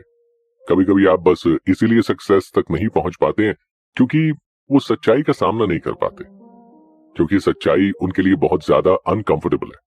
उन्हें डर रहता है कि कहीं उनका सामना किसी ऐसे सच से ना हो जाए जो उनके लिए अनकंफर्टेबल हो, जिसमें वो खुद ही कल्प्रिट हो। जब भी आप किसी काम में फेल होते हैं तो सबसे पहले खुद से सवाल कीजिए कि ऐसा क्यों हुआ, कहां कमी रह गई, मुझसे कहां गलती हुई। जब आपको इन सवालों का जवाब मिल जाएगा तो आप खुद ही समझ जाएंगे कि अब आपको क्या करना है। हम सभी अपनी गलतियां मानने से बहुत डरते हैं, इसीलिए हम अपनी गलती मानने की बजाय दुनिया के बारे में कंप्लेन करते रहते हैं, क्योंकि ये हमारे लिए ज्यादा कंफर्टेबल है। लेकिन याद रखिए कि ये हमारे किसी काम नहीं आएगी। इसीलिए अपने कंफर्ट से बाहर निकलकर चीजों को देखिए, सेल्फ अवेयर बनिए, खुद से सवाल कीजिए। सेल्फ अवेयरनेस के साथ साथ सेल्फ डिपेंडेंसी भी है, जिसका सामना हम कभी ना कभी अपनी जिंदगी में करते हैं। जैसा कि हमने बताया कि रियल लाइफ में सुपर हीरोज नहीं होते, और जो आपकी जिंदगी में सुपर हीरोज का रोल प्ले करते आए हैं, यानी कि आपके पेरेंट्स, उनसे भी आपको कभी ना कभी दूर रहना ही पड़ता है, फिर भले ही वो पढ़ाई के लिए हो या जॉब के लिए। जब आप अकेले रहते हैं तो आपको 3 एस्पेक्ट्स पर ध्यान देना पड़ता है। पहला मनी, दूसरा हेल्थ और तीसरा रिलेशनशिप्स। अब जब आप किसी दूसरे शहर में अपनी फैमिली से अलग रह रहे हैं तो आपको हर एक चीज का खुद ही ख्याल रखना होता है, जैसे कि घर का राशन, ईएमआईज, रेंट्स, बिल्स, साफ सफाई जैसी चीजें।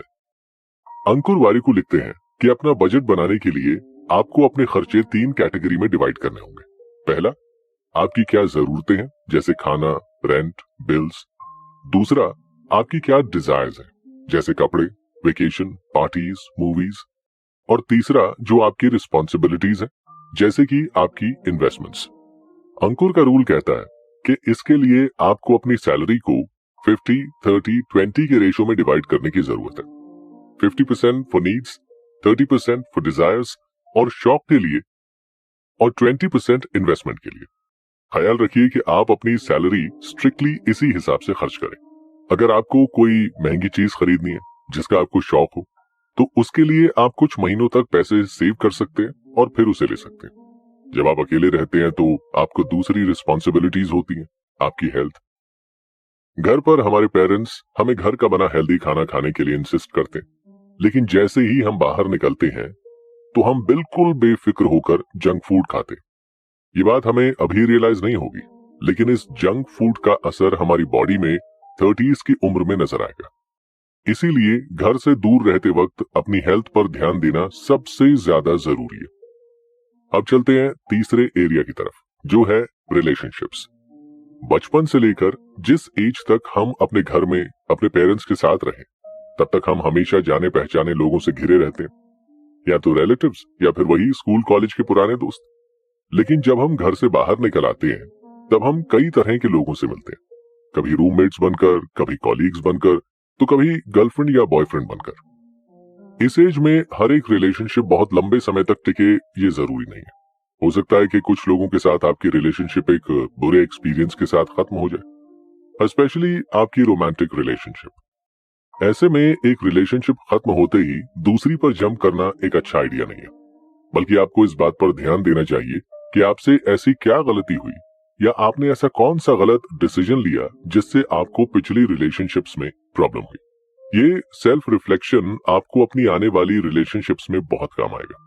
दुनिया में हर कोई अपनी आदतों पर इतना ध्यान नहीं देता है, इसीलिए हो सकता है कि अपने ग्रुप में आप अकेले वो इंसान हो जो अपने दोस्तों के साथ बाहर खाना खाने जाने पर कुछ हेल्दी ऑर्डर करेंगे, एंड इट्स ओके। अगर आप अपने दोस्तों के लिए एक पार्टी स्पॉइलर नहीं बनना चाहते हैं और अपनी हेल्थ के साथ भी किसी तरह का कॉम्प्रोमाइज नहीं करना चाहते हैं, तो आप पहले थोड़ा खाना खाकर जाइए ताकि आप पार्टी में कम अनहेल्दी फूड खा सकें। इसी तरह अगर आपके सभी दोस्त वेकेशन पर जा रहे हैं और आपको अपने बजट की टेंशन है, तो आप कम दिनों के लिए उन्हें ज्वाइन कर सकते हैं, जिससे आपका बजट भी ना बिगड़े और आप अपने दोस्तों को नाराज भी ना करें। जिंदगी का मतलब घूम फिर कर सिर्फ एक ही बात पर आकर रुक जाता है, और वो है इंजॉयमेंट, कंटेंटमेंट, सुख, शांति, सैटिस्फैक्शन। लेकिन इसे अचीव कैसे करना है, ये आप में से बहुत कम लोग जानते होंगे। तो चलिए, हम अपनी डेली लाइफ में जितने भी इमोशंस फील करते हैं, उन सभी का एक पर्पस होता है। वो सारे इमोशंस हमें कुछ ना कुछ सिखाने के लिए होते हैं, लेकिन उस सीख को समझने के लिए हमें इमोशंस की गहराई में जाकर देखना होता है। सिर्फ सतह पर देखने से हम उस सीख को नहीं समझ सकते। फॉर एग्जाम्पल, गुस्सा। जब भी हमें किसी पर गुस्सा आता है, तो वो उस इंसान की वजह से नहीं, बल्कि हमारी अपनी अनरिजॉल्व नीड की वजह से आता है। मान लीजिए कि आपके किसी दोस्त ने आपसे झूठ कहा। जब आपको इस बात का पता चला तो आपको बहुत गुस्सा आया, लेकिन ये गुस्सा इस वजह से नहीं था कि उसने झूठ कहा, बल्कि इस वजह से था क्योंकि आपने उसके झूठ पर विश्वास किया। और अब आप खुद को एक स्टूपिड इंसान समझ रहे हैं कि आपने उसकी बात पर भरोसा क्यों किया। हर किसी के गुस्से के पीछे ऐसी ही एक पर्सनल वजह छुपी होती है, जो उसे खुद ढूंढनी होती है। और गुस्से का पर्पस ही ये है, वो आपको ये बताता है कि आपने किस नीड या इशू को अब तक अपने अंदर दबा कर रखा है। पर इससे बचने का या इसे अपनी जिंदगी से बाहर करने का तरीका क्या है? इसे आप 3 स्टेप्स में एलिमिनेट कर सकते हैं। पहला स्टेप है अपने गुस्से को एडवांस में महसूस कर लेना। जब भी आपको गुस्सा आने वाला हो, तो आपको ये एडवांस में पता चल जाता है कि कोई बात ऐसी जरूर होती है जो पहले ही आपको ये बता देती है कि अब आपको गुस्सा आने वाला है। नेक्स्ट स्टेप है कि जब भी आपको लगे कि आपको गुस्सा आ रहा है, तो आप 1 से 10 तक काउंट कीजिए। ये सुनने में थोड़ा फनी है, लेकिन हेल्पफुल है। आप 10 तक काउंट कीजिए और आप रियलाइज करेंगे कि आपका गुस्सा ऑलरेडी कम हो चुका है और आप नॉर्मल महसूस कर रहे हैं। एक बार जब आप इस गुस्से को गुजर जाने देंगे, तब आपको स्टेप 3 को फॉलो करना है, जिसमें आप अपने इस गुस्से की वजह को ढूंढेंगे। ये गुस्सा आपको बताना चाह रहा था कि आपके अंदर अभी कुछ ऐसे अनरिजॉल्व्ड इश्यूज हैं जिन पर आपको ध्यान देना होगा। और जब आप इन इश्यूज को पहचान लेंगे, तो आप उन्हें सॉल्व कर पाएंगे और आपकी एंगर हैबिट ऑटोमेटिकली ठीक हो जाएगी। जिंदगी में डिफिकल्ट सिचुएशन आने पर हम ये सोचने लगते हैं कि अब हम इससे कभी बाहर नहीं निकल पाएंगे और हमेशा ऐसे ही मिजरेबल कंडीशन में रहेंगे। और यही सोच हमें लाइफ में आगे बढ़ने से रोकती है। लाइफ के किसी एक मोड़ पर मिला फेलियर आपकी पूरी जिंदगी के लिए नहीं होता है। हम हमेशा दुखी इसीलिए रहते हैं क्योंकि हम प्रोग्रेस से ज्यादा फोकस जीतने पर रखते हैं। हम सोचते हैं कि जिंदगी में सिर्फ जीतने वाला ही इंपॉर्टेंट होता है, लेकिन ऐसा नहीं है। जिंदगी में वो इंपॉर्टेंट होता है जो प्रोग्रेस करता है। आप खुद को अपोनेंट से कंपेयर करने की बजाय अपने पास्ट सेल्फ से कंपेयर कीजिए और देखिए कि आप कितनी दूर आ गए। आपने इतने वक्त में कितनी प्रोग्रेस की है। विनिंग आपको एंड रिजल्ट पर फोकस करना सिखाती है, लेकिन प्रोग्रेस आपको आपकी पूरी जर्नी में मिलने वाली छोटी छोटी विन्स और विक्ट्रीज पर फोकस करना सिखाती है, जो आपके लिए जरूरी है। इसीलिए एंड रिजल्ट और विनिंग पर फोकस करने की बजाय अपनी प्रोग्रेस पर फोकस कीजिए। जब भी जिंदगी में हमें प्यार की जरूरत होती है ना, अपनेपन की जरूरत होती है, तो हम अक्सर दूसरों के पास इसे ढूंढते हैं, या तो अपने फैमिली मेंबर्स में या फिर किसी दोस्त में। हम चाहते हैं कि कोई दूसरा इंसान हमें आकर समझाए कि सब ठीक हो जाएगा, लेकिन कैसा होगा अगर ये बात आप खुद अपने आप से कहें? यानी अगर आप खुद अपने बेस्ट फ्रेंड बन जाते हैं तो कितना अच्छा होगा। लेकिन क्या ऐसा पॉसिबल है? आप कहेंगे मैं तो खुद ही अपने आप पर इतना डाउट करता हूं, मैं खुद अपने आप को बुरा भला कहता हूं, मैं कैसे अपने आप को संभालूंगा। अंकुर वारिकू ने इस बात का जवाब अपनी किताब में बताते हुए लिखा है कि हम सभी अपने बेस्ट फ्रेंड बन सकते हैं, लेकिन उसके लिए हमें खुद को ऐसे ट्रीट करना होगा जैसे हम अपने बेस्ट फ्रेंड्स को करते हैं। जब भी आप खुद से कोई नेगेटिव बात कहें, तो खुद से पूछिए कि क्या मैं अपने बेस्ट फ्रेंड से ये बात कहता हूं। अगर आप जिंदगी में कहीं फंस जाएं, कहीं कोई गलती कर बैठे, तो खुद को कोसने से पहले ये सोचिए कि अगर यही काम मेरे बेस्ट फ्रेंड ने किया होता, तो क्या मैं उसे इतना बुरा भला कहता। दुनिया में वैसे ही नेगेटिव लोगों की कमी नहीं है। हर एक मोड़ पर लोग आपको गलत ठहराने के लिए तो बैठे। तो जब लोग ये काम कर ही रहे हैं, तो आपको ये करने की क्या जरूरत है? कम से कम आप तो खुद के बारे में अच्छा कहिए। दुनिया आपसे प्यार करे या ना करे, लेकिन आपका खुद से प्यार करना बहुत जरूरी है। दूसरी आदत जो आपको अपने अंदर बिल्ड करनी होगी वो है खुद पर हंसने की। यानी जब भी आपसे कोई स्टुपिडिटी या मिस्टेक हो जाए तो दुनिया के हंसने से पहले आप खुद पर हंस लीजिए। ऐसा करने से दुनिया के पास ट्रोल करने के लिए कोई बात बचेगी नहीं। अगर आप चाहते हैं कि दुनिया आपकी रिस्पेक्ट करे, आपकी वैल्यू करे, तो सबसे पहले आपको खुद की रिस्पेक्ट, खुद की वैल्यू करनी होगी। आप खुद को और अपने थॉट्स को जितना अच्छी तरह से समझेंगे, जितना अच्छे से उन पर रिफ्लेक्ट करेंगे, आपके लिए उतना ही अच्छा होगा। जब आप खुद को पूरी तरह से समझ लेंगे, उसके बाद आपके बारे में दुनिया का क्या ओपिनियन है, इस बात से आपको कोई फर्क ही नहीं पड़ेगा। लास्टली, आपको ये समझना होगा कि आपकी खुशियों के लिए आप खुद ही रिस्पॉन्सिबल हैं, कोई और नहीं। इसीलिए अपनी खुशियों के लिए अपने पार्टनर पर भी डिपेंडेंट मत रहिए। आप उनसे अपनी खुशियां शेयर कीजिए, लेकिन उन पर डिपेंडेंट रहना बिल्कुल सही नहीं। कोई भी ऐसे इंसान के साथ रिलेशनशिप या फ्रेंडशिप नहीं करना चाहेगा जो खुद के बारे में बुरा सोचता और खुद से प्यार ना करता। इसीलिए किसी और को अपनी जिंदगी में लाने से पहले खुद से प्यार करना सीखिए और अपने साथ ऐसा कुछ भी मत कीजिए जो आप अपने बेस्ट फ्रेंड के साथ नहीं करेंगे। इसी लर्निंग के साथ अंकुर वारिकू की book gate epic shit done का एक्सप्लेनेशन खत्म होता है। उम्मीद है आपने जो भी सीखा उसे आप अपनी लाइफ में अप्लाई जरूर करेंगे। अपना फीडबैक कमेंट बॉक्स में लिखकर जरूर दीजिएगा